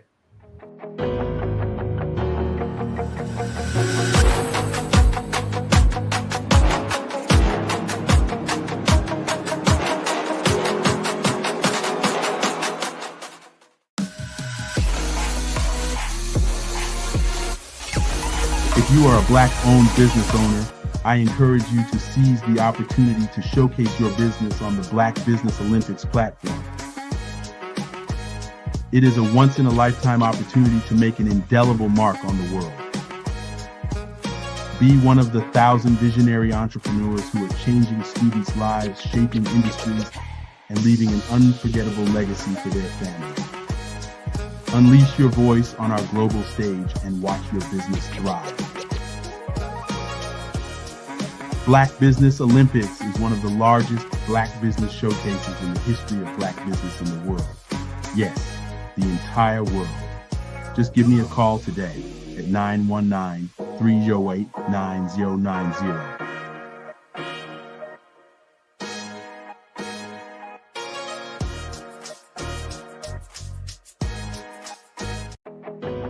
I am Black business. From the moment I wake until the time I sleep, I am Black business. I am Black business. Are you Black business? I am Black business. Do you support Black businesses? I support Black business because I am Black business. Black Business Expo, one of the largest business showcases in the history of Black business in the world.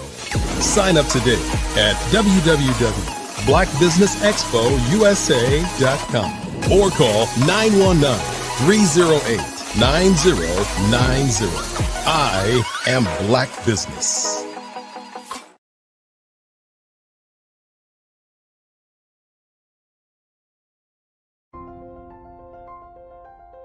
What if you could build your own city? A place where every child can find nurturing people to help them achieve their full potential. A place where every adult can access job training support, where health education is abundant, where social justice ruled the land. A place without limitations. Welcome. You have arrived at STEM City USA. It is what every city should be. A safe and trusted community where you find people and resources to help you become everything you are and beyond. STEM City is unlike anything you have ever experienced. It is a digital twin of the world around you, only better. STEM City is about energy and soul renewal. It is more than a digital world. You can almost feel the power of live cultural events, music, and theater. STEM City promises a better future for children with caring mentors and hands-on activities with dedicated tutors to support our youth. STEM City is your passport to a healthy lifestyle with weekly events addressing our community's many issues. STEM City is your financial well-being with helpful information on wealth management, career advancement, job training, and so much more. STEM City is the community you deserve. It is the city where your dreams can come true. STEM City USA, a place in the sky that is accessible to all who reach for the stars.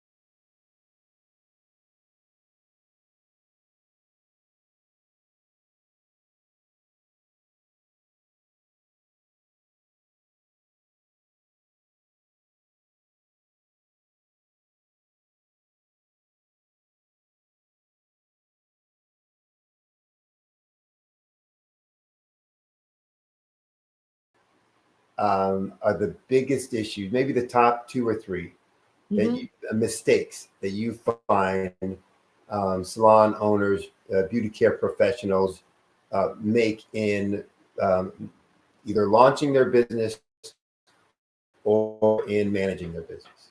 Okay, one is not having a website. If you don't have a whole lot of social media, you definitely need a website. I don't know too many people who are looking for salons on Instagram or Facebook. Now, they may post a question out there. They may ask, but usually people are going to business directories to find a business to do business with. So your business needs to be out there. And actually using business directories in addition to the website. Things like, I don't want to drop names. 5-Star BDM, Brand Development Masters, is a professional consulting and advisory group keenly focused on business development services for the small to mid-sized business. Good afternoon, business owners, entrepreneurs, thought leaders, and corporations. Welcome to the Black Business Network. My name is Sidney Wormsby, and I'm your business moderator for this session on the Black Business Network. The Black Business Network is a 24-hour business network showcasing Black businesses, business owners, entrepreneurs, and thought leaders worldwide. We have speakers from North Carolina, London, Singapore, Africa, from Japan, and cities all over the United States. The Black Business Network is a global community sharing its business knowledge to empower, to inspire, and to educate businesses about business. For our next session of this session, I'm actually going to present to you, and I'm going to talk a little bit about strategic planning or business planning, the fact of getting our ducks all in a row before we even start going on the hunt. So appreciate you, kind of paying some time or giving some of your time, to me to be able to pass on some of this info, and hopefully you'll find it very useful and impactful as well. I really call this my strategic planning process for growing your business to 8 figures and beyond. Use the Buzz Lightyear, so and beyond. So what we want to really think about and talk about is, where do you want your business to be? So is it 6 figures because you're just starting off? Is it 7 figures? Is it 8 figures? Is it something bigger than that? You think you have a great business idea, a product that everyone will need and want, or service that everyone will desire, and you yourself have the desire to make it the next Amazon, the next Google. So the question is, why is nothing happening? Why are my sales so stagnant? Why are client inquiries or requests just trickling in? Or maybe even worse than that, they're just non-existent. We all go through that struggle when we're first starting up to say, why is this not happening? And when is this going to happen? We start doubting ourselves and questioning, when is this going to be different? When do I get to the point where I have this fantastic story to tell? Well, here is one of the cold, hard truths about starting a business and growing a business. Scaling a business to 8 figures and beyond requires more than just ambition. And If it were just about ambition, then we'd all be successful and we'd all be, our companies would be Amazon, et cetera, et cetera. So it's not just about ambition. It's more about how do we scale a business to 8 figures through setting and establishing a actionable strategic plan. And that's what it's going to require, that you have a strategic, actionable plan that's going to lead you to the results that you're looking for, that you want. So you need to equip yourself with the tools, the insights, and the confidence to achieve transformative growth to take your business from your vision to this level of value for your clients and customers, and for your level of value for your own personal wealth. And so I've spent my entire career turning around business operations that were in decline, or transforming business units that had lackluster sales, or in some cases, starting up new business ventures in a variety of markets, in a variety of industries, and for a variety of different size companies. So for some of the largest Fortune 100 companies, like the PepsiCos and Citigroups, Meat Corps, JP Morgan Chases of the world, but for my own business and businesses as an entrepreneur, and then working with some other business owners as they started up their businesses as a business growth consultant.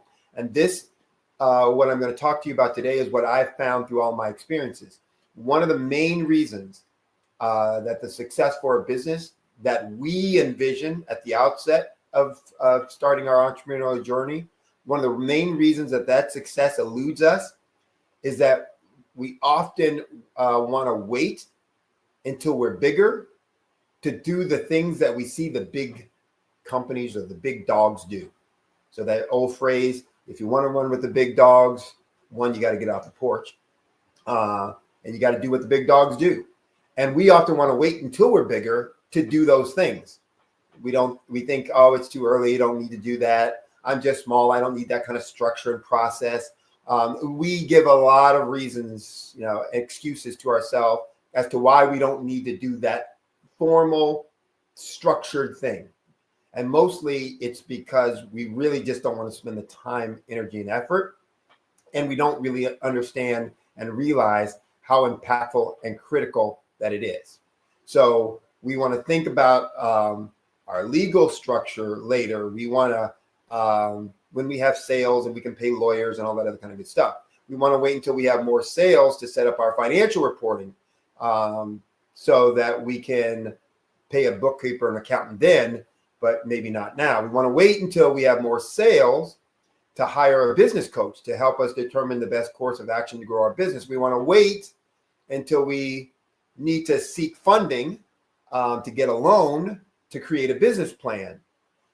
But the reality is that big dogs, big companies didn't get that way, didn't implement those things or do these things when they got big. They did those things to get big. And because they did those things effectively was what allowed them to actually grow their business and transform their business into the behemoths that we see today. And so we want to talk about what are those things and how do we get that established and set up. And so I want you to first kind of think along with me or play along with me on a game here. And I've done this at a couple of workshops with some of my participants. I want you to close your eyes wherever you are right now. And I want you to think about this scenario, that you're on a canoe, not on a canoe. You're in a canoe. You're in a canoe and you're going down the river, and you start to hear this rushing sound that's getting louder and louder. And what you do when you open your eyes and you're looking down that river, you start to see that you're ready to go over a waterfall. And right ahead of you, there's this waterfall. And you look at the folks in that canoe, and I'm going to ask you, what do you want to see when you are looking at those folks? You're getting ready to go over a canoe. There's danger. You're hearing the loud roar now of the waterfall and the water, crashing over the waterfall and the rocks below. and you're looking at those folks in the canoe, what do you want to see and what do you want to have happen next? And I would submit to you that every one of you would want to see the same things and see the same things happening. You want to see that everybody, not some folks, that everybody's rowing, that everybody is rowing in the same direction, that everybody is rowing in the same direction that's actually away from the waterfall, and that everybody is doing it in the same rhythm, the same cadence, and with a sense of urgency. You don't have somebody rowing, kind of half-heartedly. You don't have somebody with their oar out of the water and in the canoe asking a bunch of questions. Why are we doing this? Why aren't we doing something different? Last time we said we were going to do. You don't want any of that. You don't want somebody kind of rowing at their own pace. And you definitely don't want somebody rowing like it's a Sunday in the park and they got all day. So we want to make sure, everyone is rowing in the same direction at the same pace, in the same cadence, with a sense of urgency. And that's what we want for our businesses as well. And often what we've done is we've allowed our business to just kind of go along, just float down the river, getting dangerously close to a waterfall without any idea of what we're doing, or with the folks who are involved in our business, if we have employees, not rowing in the same direction, not knowing what direction they're supposed to be rowing in, no one giving them instruction and guidance as to what pace we should be at, what needs to be done next, et cetera, et cetera, et cetera. So this is the purpose of a strategic plan for our organization. It's to make sure when we're in the canoe that everybody is rowing in the same direction, that everybody's actually rowing, that they're rowing in the same cadence or pace, and that they're doing it with a sense of urgency for us to achieve what we've set out to achieve. So I define strategic planning simply as this. It's a disciplined process, not a random process. A disciplined process aimed at producing fundamental decisions, business decisions, and actions that will kind of shape, will guide what the organization is going to do, why it's going to do it, and even answering questions like, who's going to be doing it within the organization. So if we don't have that, we're setting ourselves up for failure and structural issues. So a strategic plan clearly establishes who we are as an organization. It clearly establishes what we're going to do as an organization, as an individual within that organization, as a department within that organization. And it's also going to establish why we do the things that we do. So the process of creating a plan of action to go from where we are currently today, wherever that might be, to whatever place we've envisioned for that organization in the future. And it's going to take into consideration every risk that might be faced, all the resources that might be needed, and all of the uncertainty that the environment that we're going to be in might present. So that's what strategic planning is. That's what strategic planning does and establishes. And that's why it also becomes so critical and vital as an organization and as a leader within that organization, that I am ensuring that a strategic planning process is in place. It determines, so a strategic plan specifically determines what our goals and objectives are going to be as the organization. It'll give us an idea of what mile markers or kind of points of reference we're going to have. It will determine what resources are going to be required and necessary, the number of employees, the amount of dollars or capital that we're going to require, the kind of equipment or technology, et cetera, that we're going to need. It's going to prioritize the risk prioritize the task that we have or have established for the organization. It's going to keep us on track, and it's going to keep us from kind of going in circles, as well as keep us from working against one another in this whole process. And keeps us from chaotic actions, so that all of our actions are actually aligned, so that we're working in the same direction. The impact of a good strategic plan then is going to be this. We'll have clear direction. We'll have clear focus on what we're going to do. If we done our strategic plan effectively, we'll have clear direction. We'll know, again, what our vision is, what our mission is, what our goals are as an organization as a whole, as well as departments within that organization, as well as individuals within each one of those departments, and provide us a roadmap of how we're going to get there. It's going to, as a second benefit, improve our decision making. Why? Because we'll have a clear understanding of our priority. We'll have a clear understanding of our goals. We'll have a clear understanding of the leadership structure and the communication structure within the organization, so that we know who is responsible or has authority to make decisions, and then what factors we're going to use in making those decisions. In addition, it's going to help us get alignment across all of our teams, because in this case, when we've got that strategic plan, every department, every team, every employee is going to understand their role in achieving the company's overall goal and mission.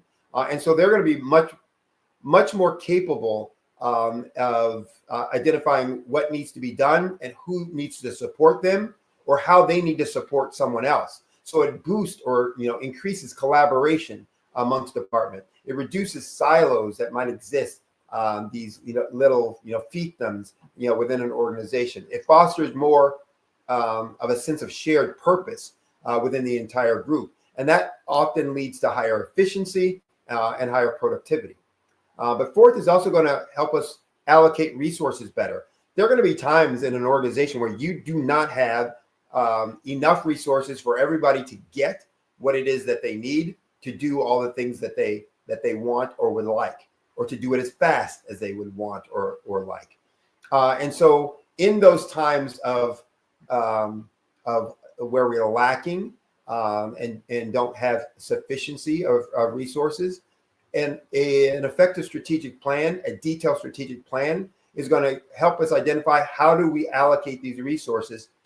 So the first things come first. The things that are most important, that are prioritized, get those resources first so that we can continue to move forward.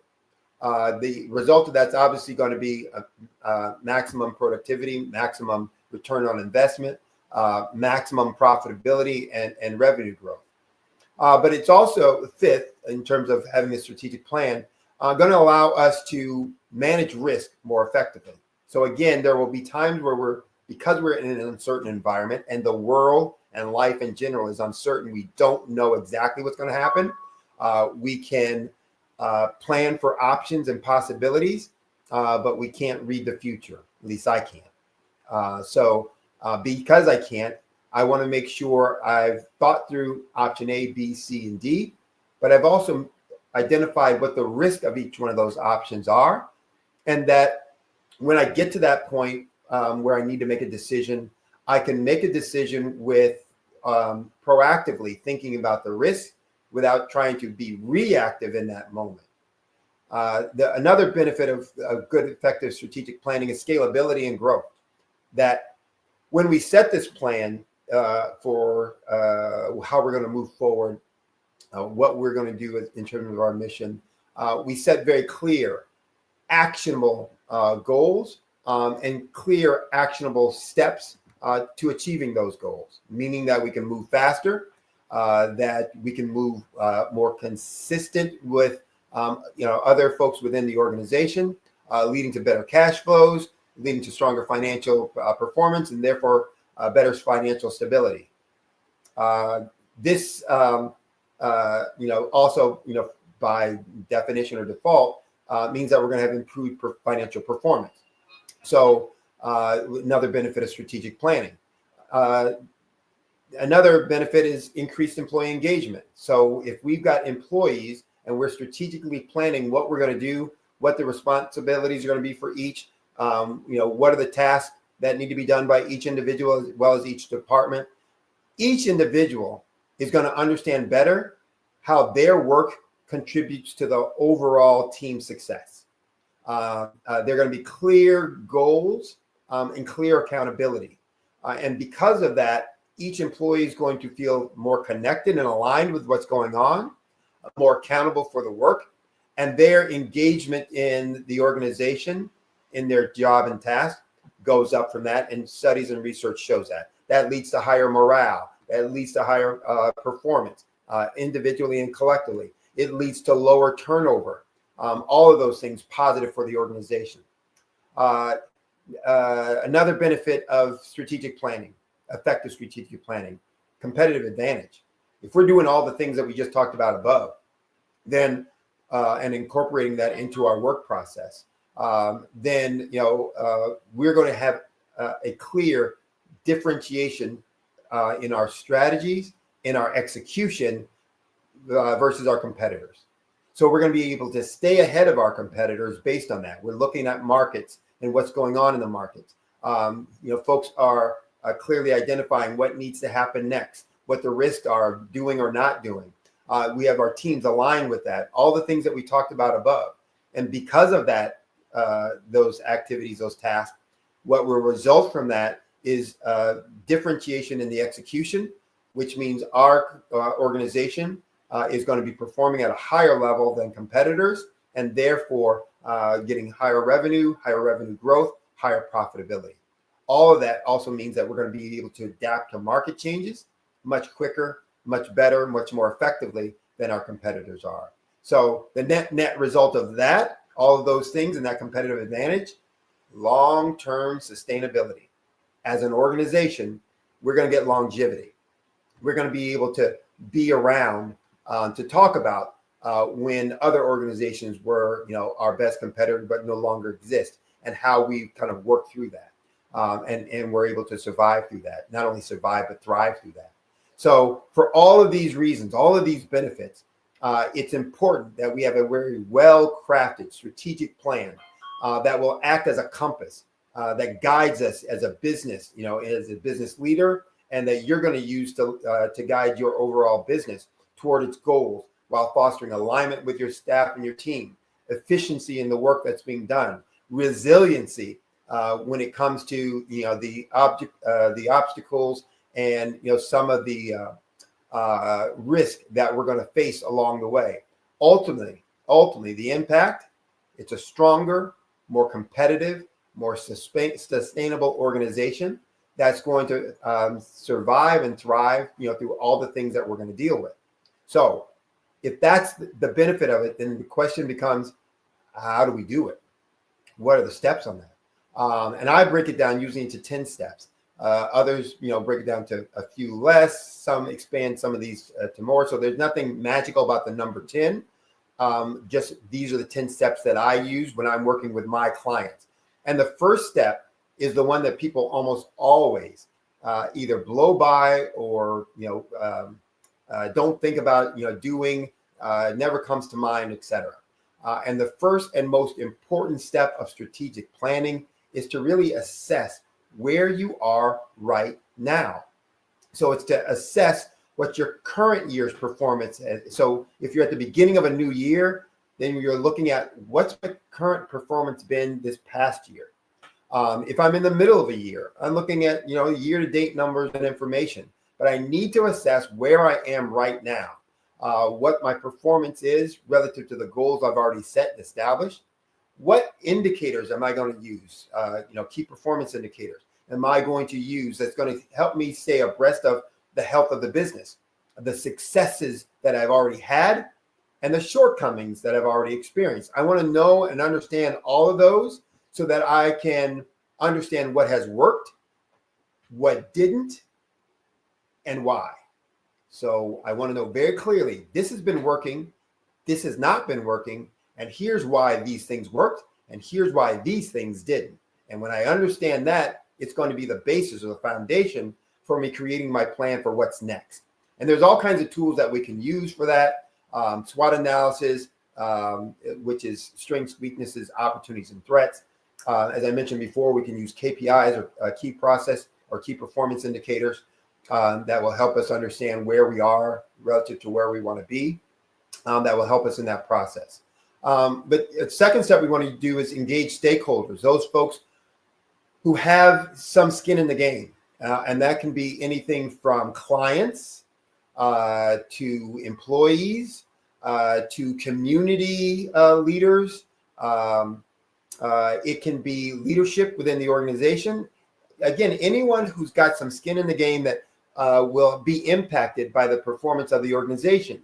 We want to reach out to those folks, get insights from them as to where do they see the organization now? Where do they see it going? Where do they see we are consistent with what we've established as or communicated as our mission and vision versus what things we're actually doing on a day-to-day basis? And we can use tools like surveys or focus groups or interviews or any of those kinds of things to be able to try and get this information. And the more diverse perspectives that we include and involve, the better the planning process is going to be, because the more information that we will have available at our fingertips to be able to, to create this plan. Third thing we want to do is analyze industry and market trends. Where's the market going right now? What's happening in the industry? Who's been doing what? What are the demographic shifts or changes that are going to go on versus the psychographic changes that are going to go on? And based on that, what products are going to be important, or what services are going to be necessary, or how are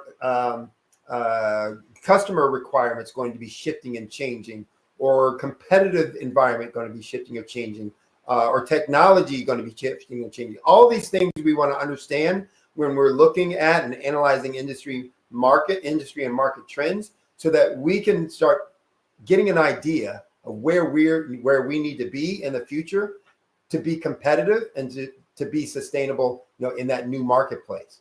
And again, we can look at all kinds of information. The library is full of these benchmarking tools. Most libraries allow you access to that kind of reference data for free. Some you may have to pay for or buy reports for, but it's all out there for you to access and to be able to use in helping you define what your strategic plan is going to be for your business. Fourth, we want to revisit if we already have a vision statement, a mission statement, a value statement, an existing a strategic plan. We want to revisit that. And we want to look at specifically for our vision and mission statements, is that still relevant? Is that still what our mission is? Is that still what our vision is? So often we create that when we create the vision statement or the mission statement when we start the company, and we never go back to that. And we've done things over the course of years, months, or years that have gotten us so far off track that when we read that mission and vision statement again, we go, whoa, that's what we were supposed to be doing? We're nowhere near that. So we want to constantly be reviewing that. And every time I'm going to do a strategic plan, I'm going to review my mission and vision statements, our value statements, and our existing strategic plan to see how we're aligned with that. I want to make sure that it's still relevant to what we're doing today. I want to make sure that it's still inspiring, our actions as staff members, leadership in moving forward, that it still reflects what we're trying to do within our communities and with the customer and target market that we're working towards. So we can hold workshops. We can again look at having kind of facilitated or mentored discussions with our leadership team and with our staff and employees to make sure that we have set an anchor for what we're going to do, what our framework is that's going to help us with our decision making going forward, and that everything is still on track from what we thought it was before. Fifth step, we're going to set some very clear, specific goals.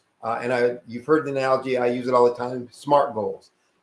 Specific, measurable, actionable, realistic, which really means that they're related to my definition, that they're related to things that you can do or control, and that they're time bound. So if they're not specific, if they're not measurable, if they're not actionable, if they're not relevant to the mission you have for the organization, and if they're not time bound, then they're kind of wishes. They're not really goals, and they're not clearly defined goals. And we want to make sure ours are clearly defined. 6, we want to set and prioritize initiatives. We want to establish what those initiatives are, and then we want to prioritize those initiatives. And when we set the initiatives, it's easy just to set them and say, we're going to do them all. But the reality is there may be a time where we're going to have some restrictions and resources. And before things get hot and heavy and contentious, I want to make sure we've already set the prioritization of those initiatives. So as an organization, we're not, trying to make it up on the spot, and then everybody trying to defend their turf or protect their turf. So we're going to prioritize, we're going to set those initiatives, and then we're going to prioritize them. Seventh thing then we're going to do is allocate resources based on that prioritization that we just set. And if we're doing that, then every initiative is going to get the capital, the personnel, the tools and equipment that are going to be necessary for them to achieve based on the prioritization of those things. First things first. Most important priority or initiative gets all of their resources first, then the next one until we run out. And if we're doing it that way, we're going to get the most success, the most progress out of that strategic plan. Eighth step, develop a detailed action plan. We set the initiatives in an earlier step. Now we want to take those initiatives and we want to work a step by step by step by step. If this is where we want to get to, and this is where we are, we're going step 1, step 2, all the way to step in, and then we're just going to work our plan from there.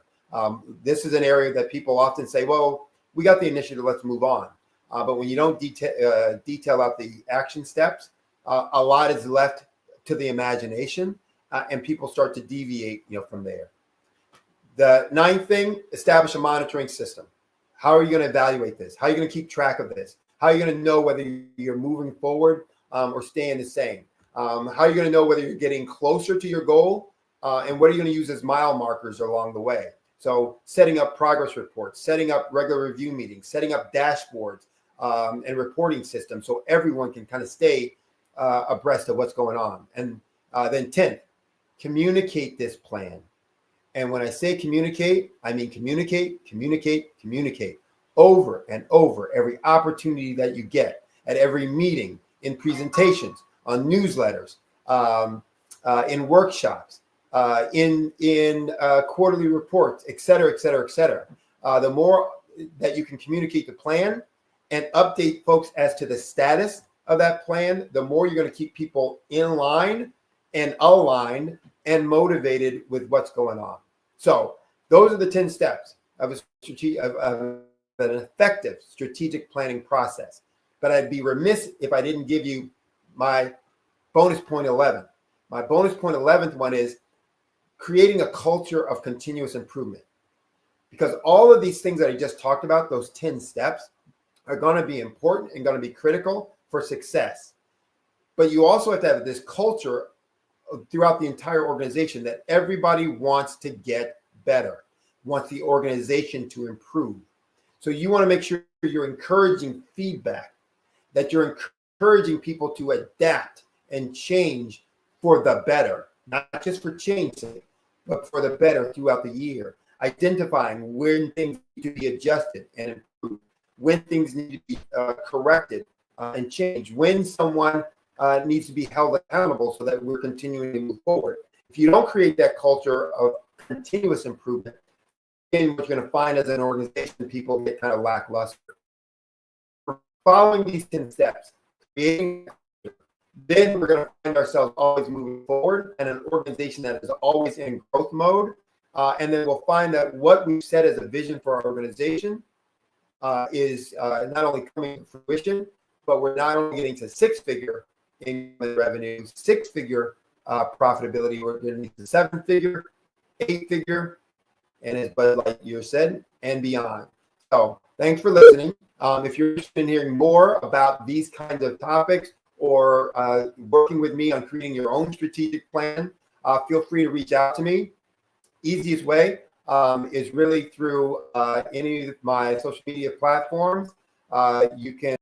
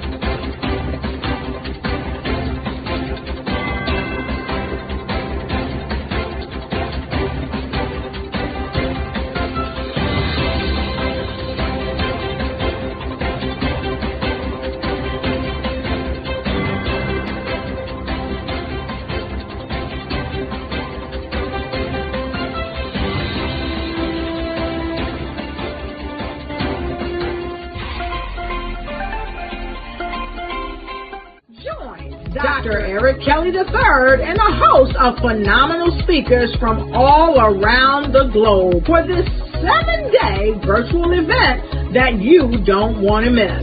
The mission of the Black Business Expo is to raise scholarship money from kids all the way from high school, all the way from college. The Black Business Olympics is one of the largest Black business showcases in the world. It is an opportunity for businesses and companies to showcase their businesses globally. We are going to be giving away laptops up to $5,000 away to students. Again, I'm Olivia Appleberry, the founder of 2 Cents Finance and one of the speakers for the expo. I am so excited to see you there. For more info, go to www.blackbusinessexpousa.com or call 919-308-9090 and hope to see you there. I am Black Business. From the moment I wake until the time I sleep. Yes, I am Black Business.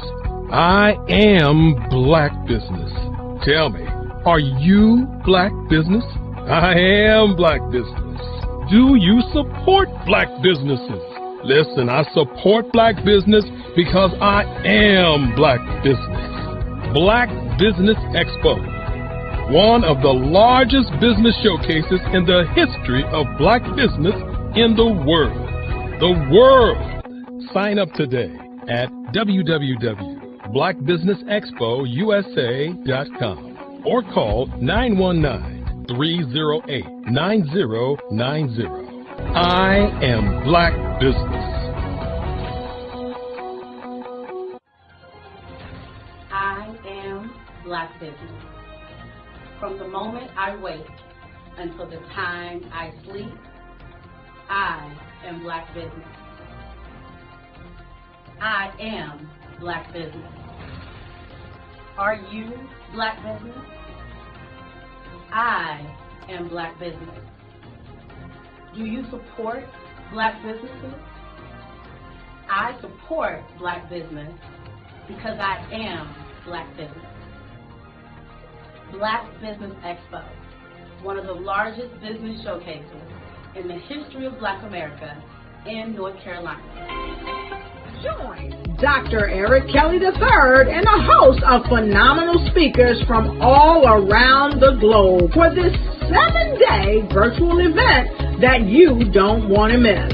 The mission of the Black Business Expo is to raise scholarship money from kids all the way from high school, all the way from college. The Black Business Olympics is one of the largest Black business showcases in the world. It is an opportunity for businesses and companies to showcase their businesses globally. We are going to be giving away laptops up to $5,000 away to students.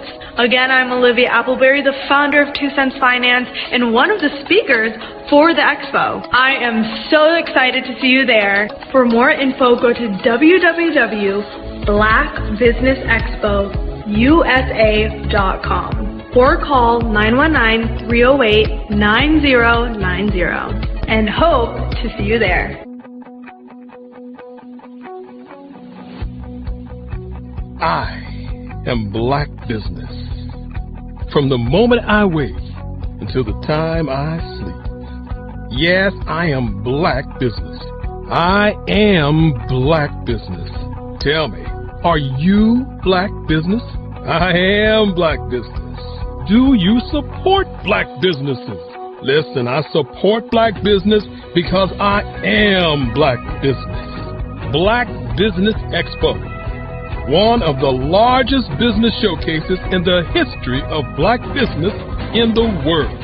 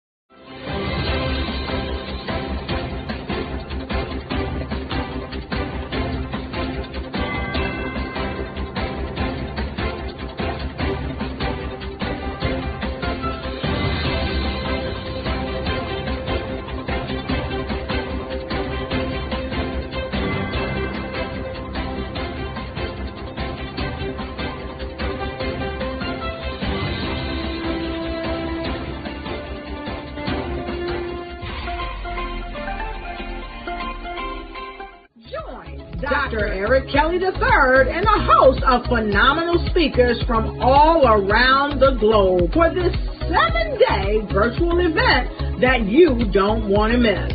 The mission of the Black Business Expo is to raise scholarship money from kids all the way from high school all the way from college. The Black Business Olympics is one of the largest Black business showcases in the world. It is an opportunity for businesses and companies to showcase their businesses globally. We are going to be giving away laptops up to $5,000 away to students. Again, I'm Olivia Appleberry, the founder of 2 Cents Finance and one of the speakers for the expo. I am so excited to see you there. For more info, go to www.blackbusinessexpousa.com or call 919-308-9090 and hope to see you there. I am Black Business. From the moment I wake until the time I sleep.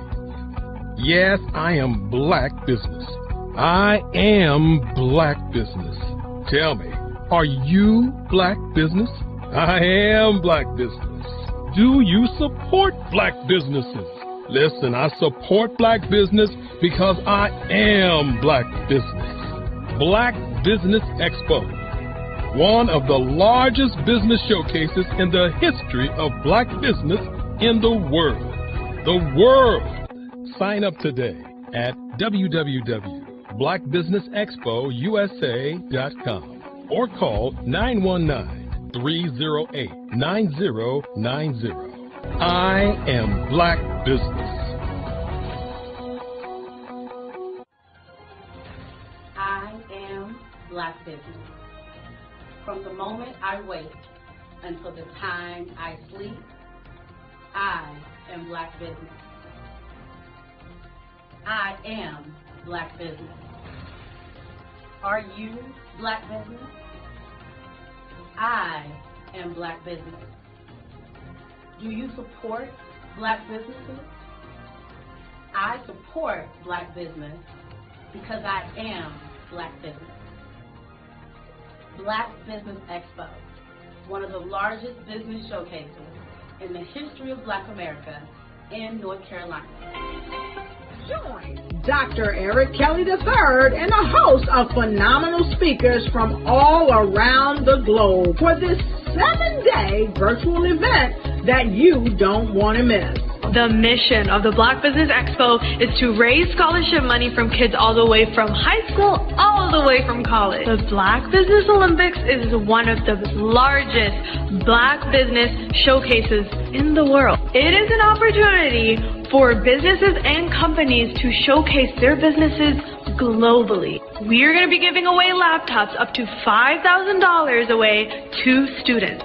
Again, I'm Olivia Appleberry, the founder of 2 Cents Finance and one of the speakers for the expo. I am so excited to see you there. For more info, go to www.blackbusinessexpousa.com or call 919-308-9090 and hope to see you there. I am Black Business. From the moment I wake until the time I sleep. Yes, I am Black Business. I am Black Business. Tell me, are you Black Business? Black Business Expo, one of the largest business showcases in the history of Black business in the world.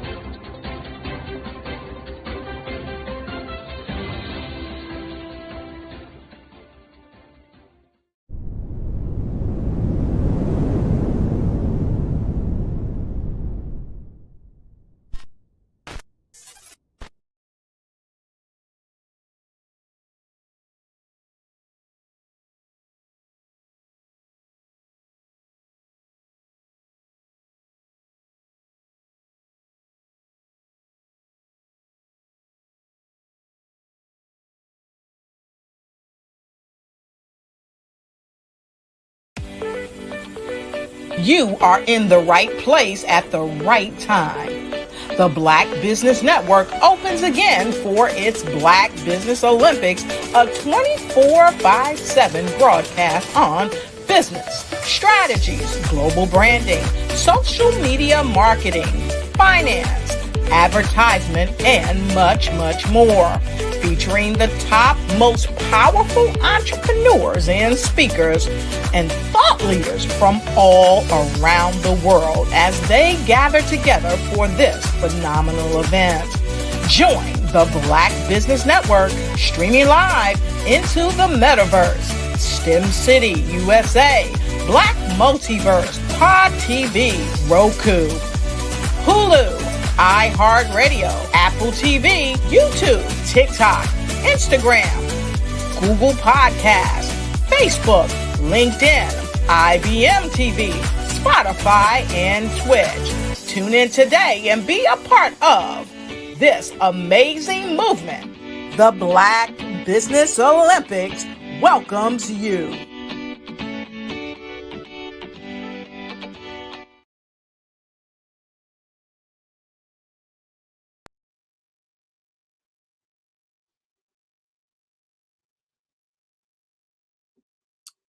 Good afternoon, business owners and entrepreneurs, thought leaders, and corporations. We welcome you to the Black Business Network. I'm Maurice L. Butler, and I am your speaker for today's session. We are going to, in the next 45 minutes, basically have a conversation about the goals of not only my company, but also the Black Business Network. I am the founder and CEO of DX Tech Solutions, and I am pleased to be here today. And we know that there are a number of speakers that are going to be presenting throughout the day. And the Black Business Network is basically bringing speakers from North Carolina and London, Singapore, Africa, Japan, and cities all across the United States and around the globe. But the Black Business Network is a global community and sharing business knowledge to empower and inspire and educate businesses about business. So we are excited to be here today. And again, my name is Maurice L. Butler, and I am the founder and CEO of DX Tech Solutions and a proud presenter today on the Black Business Network. Today's discussion is basically a brief acknowledgement of how powerful this medium is, the Black Business Network, in connecting business leaders from across the globe with one another. It's an opportunity for us to present about our companies and the work that we do, and to also identify potential partnerships and collaborations that will help us to grow and sustain our businesses. DX Tech Solutions is a tech social enterprise, technology social enterprise. And one of the areas that we focus on is the social enterprise area, which is basically creating work opportunities and entrepreneur opportunities for others within our community by also involving them in projects that are technology based. Our projects include everything from education and training on various technology solutions. The latest trend, of course, is AI, but we also work in information technology, networking, and cybersecurity. Now, I want to make sure that everyone's clear. There is a difference between what we do in terms of education and training and implementation of those particular services. We're not an implementation company as much as we are a management consulting organization and also a training organization to help leaders understand technology better before they actually make the investments to adopt and or deploy technology within their work environments. The other part of what we do is work with the various functional groups within an organization so that they understand how to leverage technology to improve their efficiencies and their productivity. As many of you know, technology is evolving at a rapid pace, and there are so many different areas of technology that workers have access to. And it seems as though the workplaces are being, I don't want to say infiltrated, but being inundated with a lot of different technology tools and resources that requires a certain learning curve. And we want to make sure that the workforces that we work with in the organizations, that the workforce are productive, that the technology doesn't become a disruptor and or an interrupter of the productivity flows in the different work that they do, but it is seamlessly integrated into their workflows so that they, again, can realize the efficiencies and productivities that are required. There are certain metrics that are used to measure the performance of individuals from the executive suite all the way through to the entry levels of the organization in terms of the workers that are performing. And we pride ourselves in working across the small business community, which again may not have access to a lot of professional resources or technical capacity within their organizations to do a lot of the work that's required to understand technology, to understand the new trends in technology, and to ensure that those investments that they make in technology are in fact helping them to do a better job within their organization. I also want to just share with you that as we begin into this new era of AI, that we don't want to discount the fact that AI is what is considered a convergence technology. So if you look at the different technology stacks that are there, that are out there and that are used by the workforce, and we could just start with simple applications like your desktop or your cloud-based applications that you use for your primary work functions. There are AI tools that are embedded within those applications. So we don't have to reinvent the wheel necessarily. We can look for those tools, the simple tools like our spreadsheets, as well as our Word documents, to see how they can be leveraged to utilize the AI that's embedded within those particular tools to help us be more productive. There is also calendars that we use and note-taking that we use within our virtual environments that also are embedded with AI tools and technology. So the point that I'm making is that we need to take a look at all of the technologies that we're using globally within the workplace to identify how those tools have been enhanced or improved to incorporate this new generation of AI into their particular platforms and their technology tools as well. I also want to encourage us to make sure that we don't be afraid of technology, AI. It is, in many cases, a very complex technology if not understood completely in terms of the use case applications as well as how it could help us throughout the organization. I know many of us use AI primarily as a research tool and or a query tool where we prompt the AI to answer certain questions for us or to do some research to uncover some information that we may need that's relevant to what we're doing at the levels of the organization that we work in. But there, again, are tremendous opportunities for us to learn about many of the areas of AI that may not be as readily available. But we can't be afraid to jump in and to experiment and to test out these tools and the technology to explore ways that can be beneficial for us across the workplace to be productive in the work that we do. From the worker's perspective, I know that there is a lot of fear out there that AI will take jobs away from persons. But I submit to you that, again, from an education and training perspective, what we encourage people to do is to become knowledgeable about technology because become knowledgeable about AI because AI is a tool. It is a technology tool that's a companion to the human. And there is really no replacement for human beings in terms of our intelligence and some abilities that we have that the AI may not have.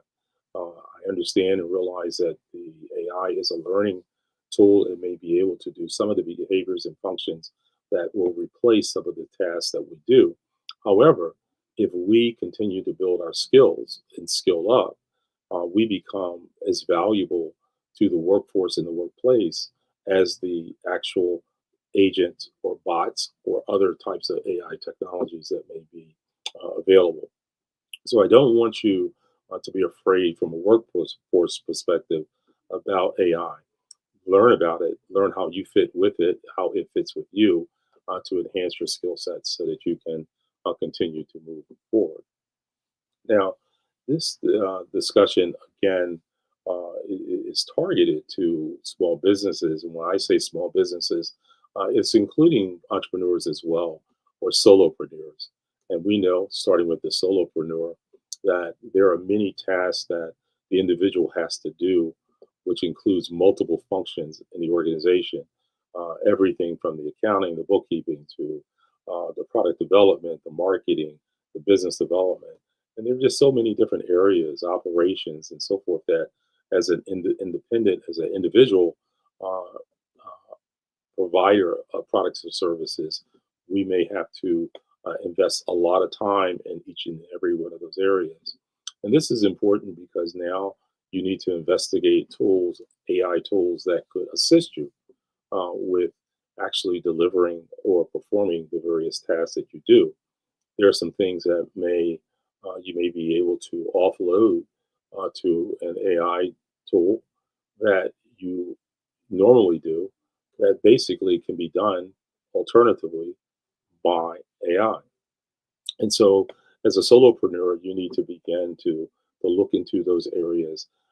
Take a look at what you do on a day-to-day basis and the activities and the workflows that you have, and to see how you can actually adopt these tools to be a support and a benefit to you.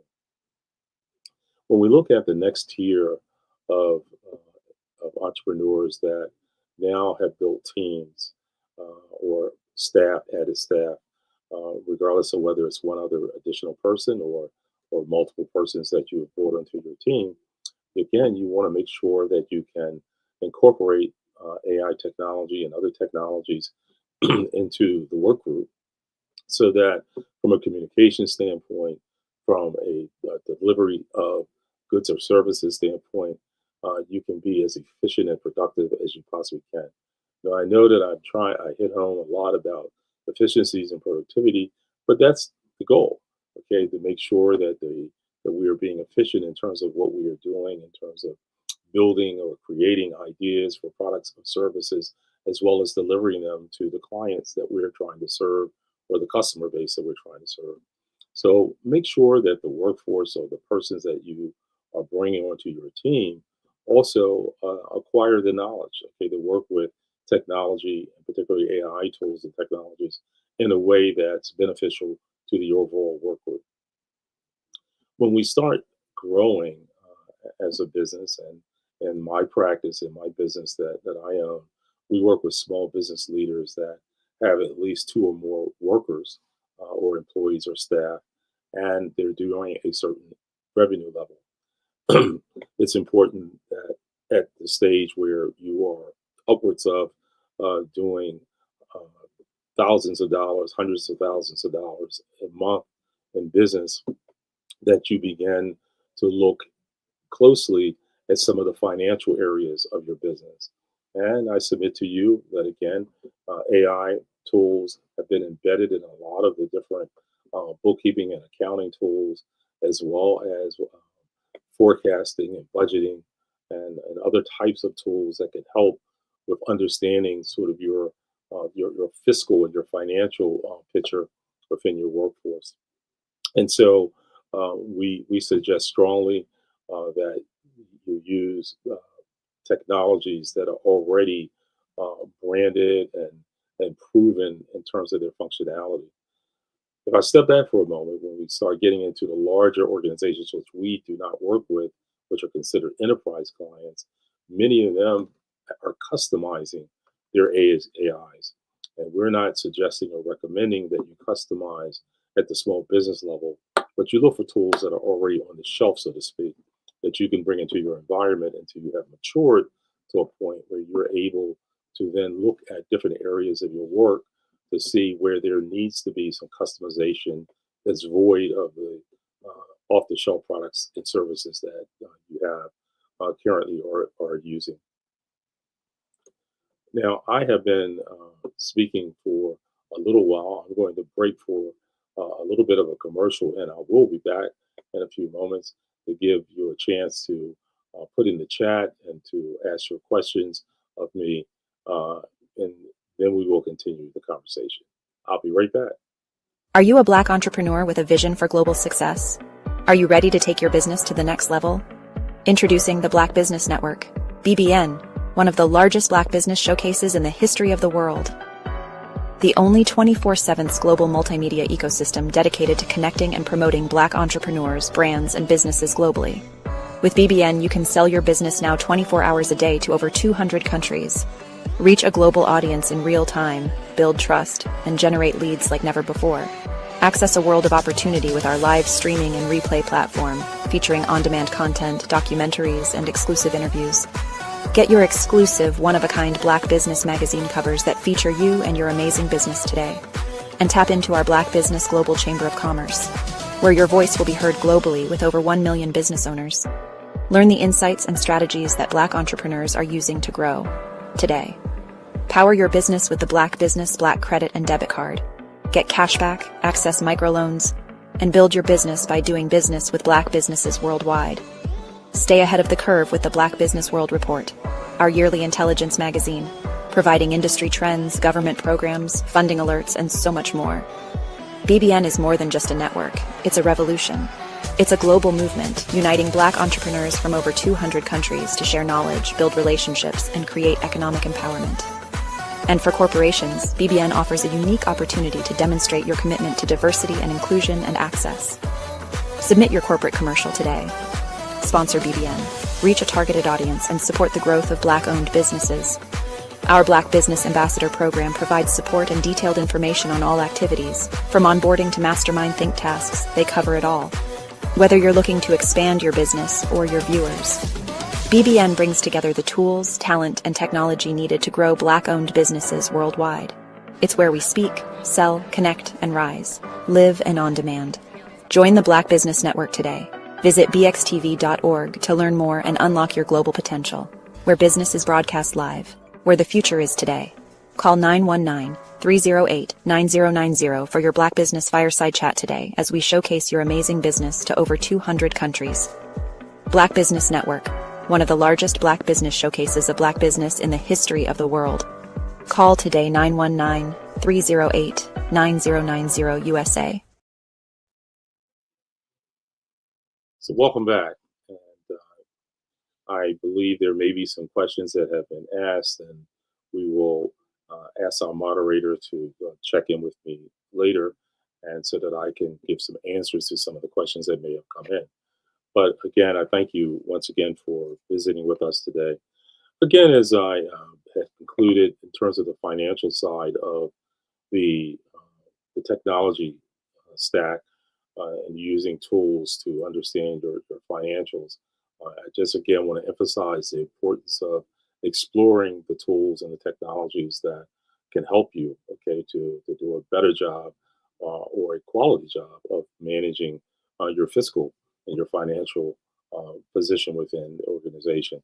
When we speak about billing and invoicing and collecting of funds, there are a number of different tools that are out there and AI tools that are out there that can begin to track your progress from actually invoicing a client all the way through collecting of your monies, and then also documenting it and putting it into the right types of bookkeeping and accounting systems, so that again your workflow is more efficient and you're more productive, and it provides a more valuable resource for you as a small business owner. The next area is, again, as you begin to grow your workforce, there are a number of ways from an HR standpoint and a human resources standpoint that you can use AI tools to begin to vet prospective employees or contractors that are going to work with you to make sure that they are aligned closely with your objectives for your organization.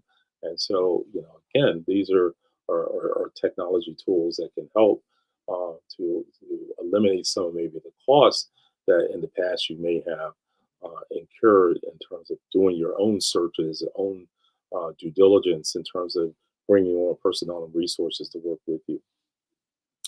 I also want to speak about the business development areas, and that is a very important part of any business in terms of how do I find clients and customers? Because if I don't have clients, if I don't have paying clients and customers, which is the lifeblood of most businesses, all businesses, because if you don't have revenues or profits, it's very difficult for you to sustain yourself and even grow. So business development is another critical area where AI tools and technologies can be of great assistance to you. Many of you have heard about customer relationship management tools, which is a technology that's been around for a while. But again, when you look at the different platforms that are out there, CRMs that are out there, they already come with embedded AI technologies that could also enhance the way that you manage those platforms and manage the data that you are inputting into those platforms. So take a look and make sure that, again, you are using, first of all, a CRM.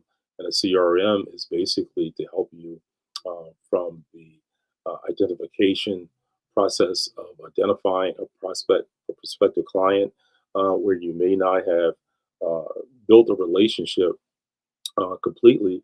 It is the beginning, so that you can now follow the journey from initial contact or initial identification of a prospective client all the way through the sales process to the close. And so this technology, those tools are very valuable, and AI again helps to enhance that so that the AI agents are able to do some of the minimal tasks that are required to keep up with the data processing component within the CRMs. Business development also under the banner of marketing and sales. There are tools that can help you, particularly AI tools that can now help you to identify your ideal client, your ICP, to give you the ideal client profile. Who should you be searching for? Where should you be searching for them? What are their pain points? How can you offer products and or services that address the issues of your prospective client so that it makes you more valuable to them as a potential resource to help them to engage with you to be able to bring those resources to their particular business or operation. And when we also think about the sales cycle, many salespeople keep funnels, okay, and the CRM again is a great way to manage that funnel because a funnel, if you aren't familiar, is critical. Yeah, you need to know how many people do I have that I've identified that can be prospects for me and potential customers for me. That is a way for the leadership of the organization to also measure the performance of those that are working in a sales environment. We don't want, from the leadership side, to have guesswork, okay, where we're trying to guess how someone is performing in that capacity. Just keep in mind, every leader of the organization, every owner, every small business owner particularly, is responsible for making certain investments. And we need to also be sure of what the return on those investments are going to be. Sales is one of those areas where we definitely need to keep our eyes on the ball and making sure that we are getting the results that are envisioned. So if we look at, again, the business development, marketing and sales, there are just so many different layers within those different domains that we need to be aware of. Going back to the overall arching business development, proposal development. AI tools can help you develop proposals to be able to speak in language that resonates with your prospective client, that gives you a better competitive advantage, so to speak. And when you're looking at ways to advertise and promote the services that you're trying to do, there are a number of AI tools that can be embedded in your website as lead generation tools that you use to capture information about someone who is interested and or curious about what your company does or the products and services that you offer. So there are just many things that we need to be looking at as a way of not just the AI, but again, how it converges and integrates with the other technologies within the technology stack overall. Operations is, it's to sort of sum it up for you, is the delivery of what it is that you are offering, whether it's a product and or service. If it's a product, you know that you have to be concerned with inventories. You have to be concerned with probably uh, procurement in terms of getting the raw products or getting the products that you're reselling uh, into your inventory so that you could then resell it to your clients and have sufficient inventory to be able to meet demands that you may face. We also know that from an operational standpoint, from a service delivery, clients are looking at how quickly do you respond to their inquiry for service and how you perform or how your team performs in terms of satisfying the service requests and what are the scopes of and magnitudes of the projects that we're working at, and are we delivering according to the work product or the work orders that are given to us. And again, all these tools are able to help us put in place all of that we need to begin to measure how efficient and productive we are at meeting all of the objectives and goals that are set up in those areas. I'm going to complete this presentation by just also speaking about collaborations and partnerships. For many small businesses, the way that we grow, the way that we sustain ourselves is aligning with other organizations that may be complementary and or may be able to help us scale and build capacity in areas where we may not have certain skill sets and or capacity to deliver. So partnerships are key.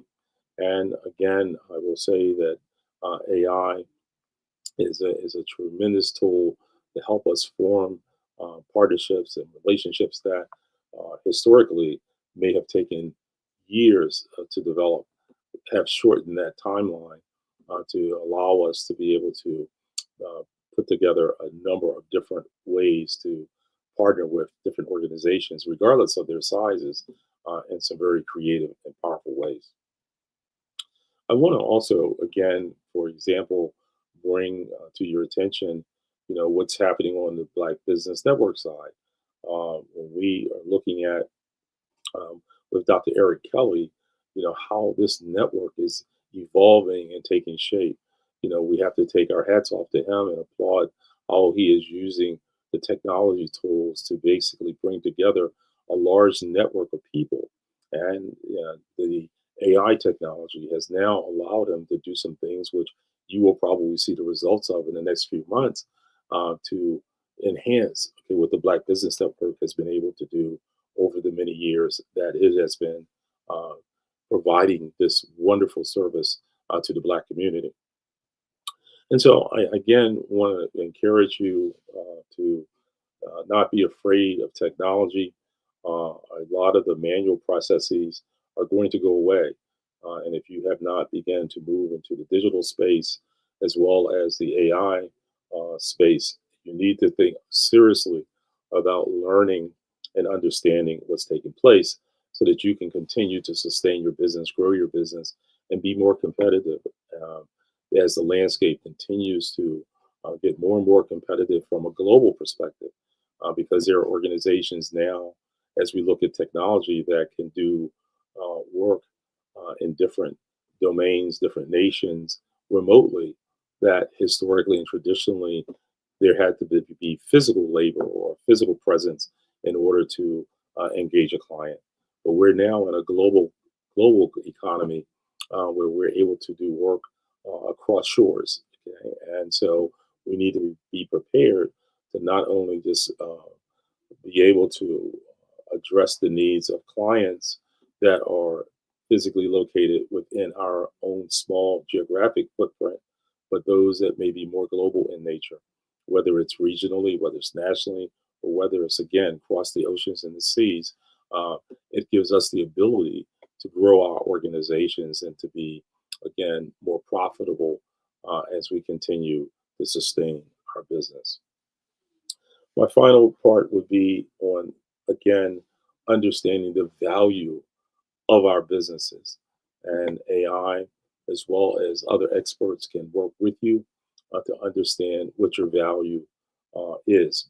As we begin in certain generations to put our exit plans together, we need to know what the value of our organizations are, not only from a legacy standpoint, but from possibility that there may be someone or some entity that desires to merge or to do an acquisition of our businesses. But if they don't understand or know the value, we may be doing ourselves a disservice, okay, and not having a good handle on what we are worth, okay, and our value, so that as we begin to exit out of the leadership roles and to pass the baton, whether it's to an internal resource or an external resource, they have a good understanding of what the value of the company is. We have a great understanding of what it is, and there is a wonderful mutual benefit to both sides and the exchanging of or the passing of the baton one to another. So I know that I have spoken for a little while now, and I want to take this time to thank everyone for this opportunity. And to Dr. Eric Kelly, again, we want to thank you for allowing us to be here today to present a little bit about the area of work that DX Tech Solutions is involved in. If you desire to contact me, you may contact me, Maurice L. Butler, and my email address is mlbutler@dxtechsolutions.org, and my office phone number is 302-370-0028. You may also visit our website at https://dxtechsolutions.org. Again, Maurice L. Butler, founder and president of DX Tech Solutions. It has been a joy to speak with each and every one of you today, and may you have a wonderful day. Keep in mind that genius is common, and I'll see you on the other side. You are in the right place at the right time. The Black Business Network opens again for its Black Business Olympics, a 24/7 broadcast on business, strategies, global branding, social media marketing, finance, advertisement, and much, much more. Featuring the top, most powerful entrepreneurs and speakers and thought leaders from all around the world as they gather together for this phenomenal event. Join the Black Business Network streaming live into the metaverse, STEM City, USA, Black Multiverse, Pod TV, Roku, Hulu, iHeartRadio, Apple TV, YouTube, TikTok, Instagram, Google Podcasts, Facebook, LinkedIn, IBM TV, Spotify, and Twitch. Tune in today and be a part of this amazing movement. The Black Business Olympics welcomes you.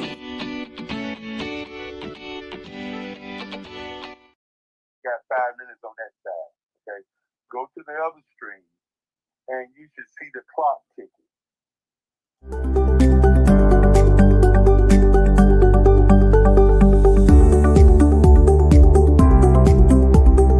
My name is Katie Bennett, and I own Lexicon Presents Publishing.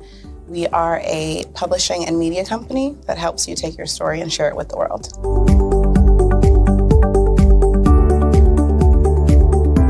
For a while, I just had my family telling me to just hang it up, get over it, and I had no support. And it was in your program that I really understood the necessity for having that help, having that support. And so now I actually feel like a CEO as we scale, as our clientele changes, as my company is opening doors for other people to, take care of their families. It's just completely changed from just a mom who was publishing books.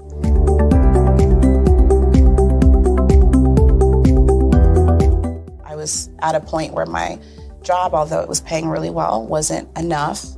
And my business was always in the red, and I was tired of it. And so I came in just hoping to get some sort of help to just not end up in the red every month.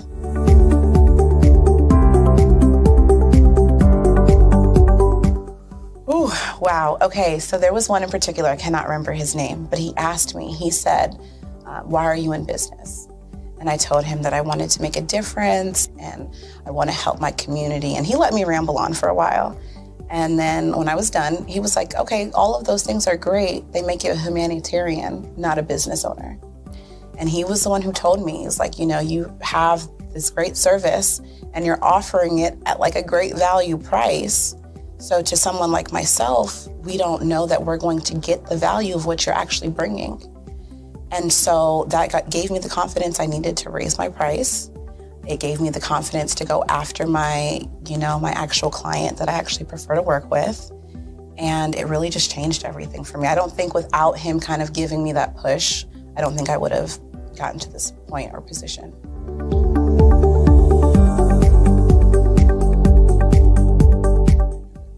Wow, the benefits is just having a coach that holds you accountable. They set goals with you.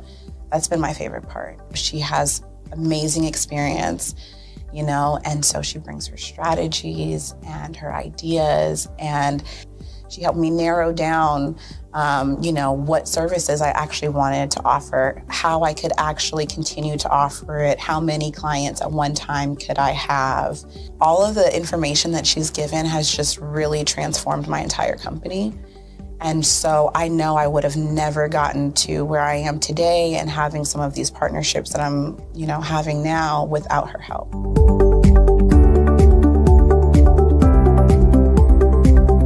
You're going to get information that you're not going to find on YouTube. You actually take the time to strategically give us the information, then give us time to actually apply it. I would also say that so that you're not just out on a ledge alone trying to figure this out. Like, you deserve to be in a community with other people who also want to grow their business.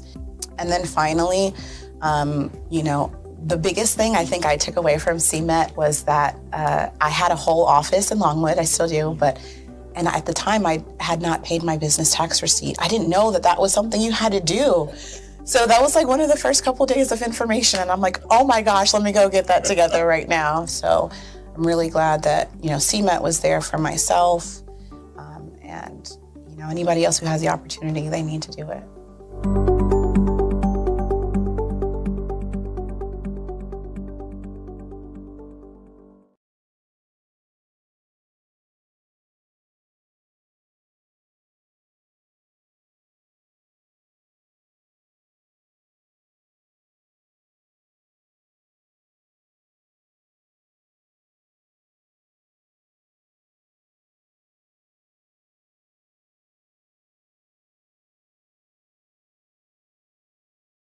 Black Americans consume 32% more media than any other group in the United States, yet they own just 4% of it. How did this gap happen? Despite record engagement, Black-owned media outlets receive only a fraction of advertising dollars. On this episode of Follow the Brand, Miami entrepreneurs Dexter Bridgman and Grant McGaw tackle this paradox head-on. We had to control costs while maintaining reach. Going digital wasn't an option, it was survival, McGaw adds. You have to invest in technology and networks before crises force your hand, especially when the system isn't designed for you. Reality. Major brands like General Motors and McDonald's have pledged to increase ad spending with Black-owned media, 8% by 2025 and 10% by 2024. But the reality? Actual spending remains far lower, leaving Black media entrepreneurs to forge their own paths. Discover how MIA Media Group built a loyal readership of over 1 million, and how 5-star BDM leverages artificial intelligence and a network of 20,000 experts to empower leaders in healthcare and business. Recorded at the Black Business Olympics, this conversation is more than talk. It is a blueprint for the future of Black media. Subscribe to follow the brand and help shape tomorrow's media landscape.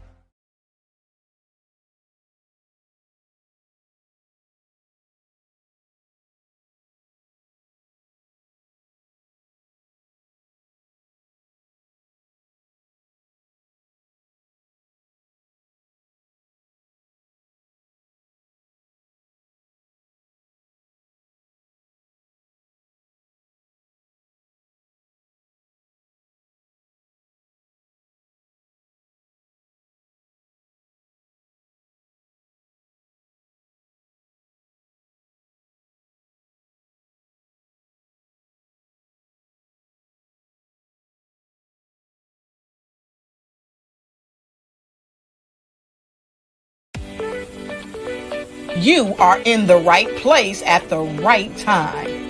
The Black Business Network opens again for its Black Business Olympics, a 24/7 broadcast on business, strategies, global branding, social media marketing, finance, advertisement, and much, much more. Featuring the top, most powerful entrepreneurs and speakers and thought leaders from all around the world as they gather together for this phenomenal event. Join the Black Business Network streaming live into the metaverse, STEM City USA, Black Multiverse, Pod TV, Roku, Hulu, iHeartRadio, Apple TV, YouTube, TikTok, Instagram, Google Podcasts, Facebook, LinkedIn, IBM TV, Spotify, and Twitch. Tune in today and be a part of this amazing movement. The Black Business Olympics welcomes you.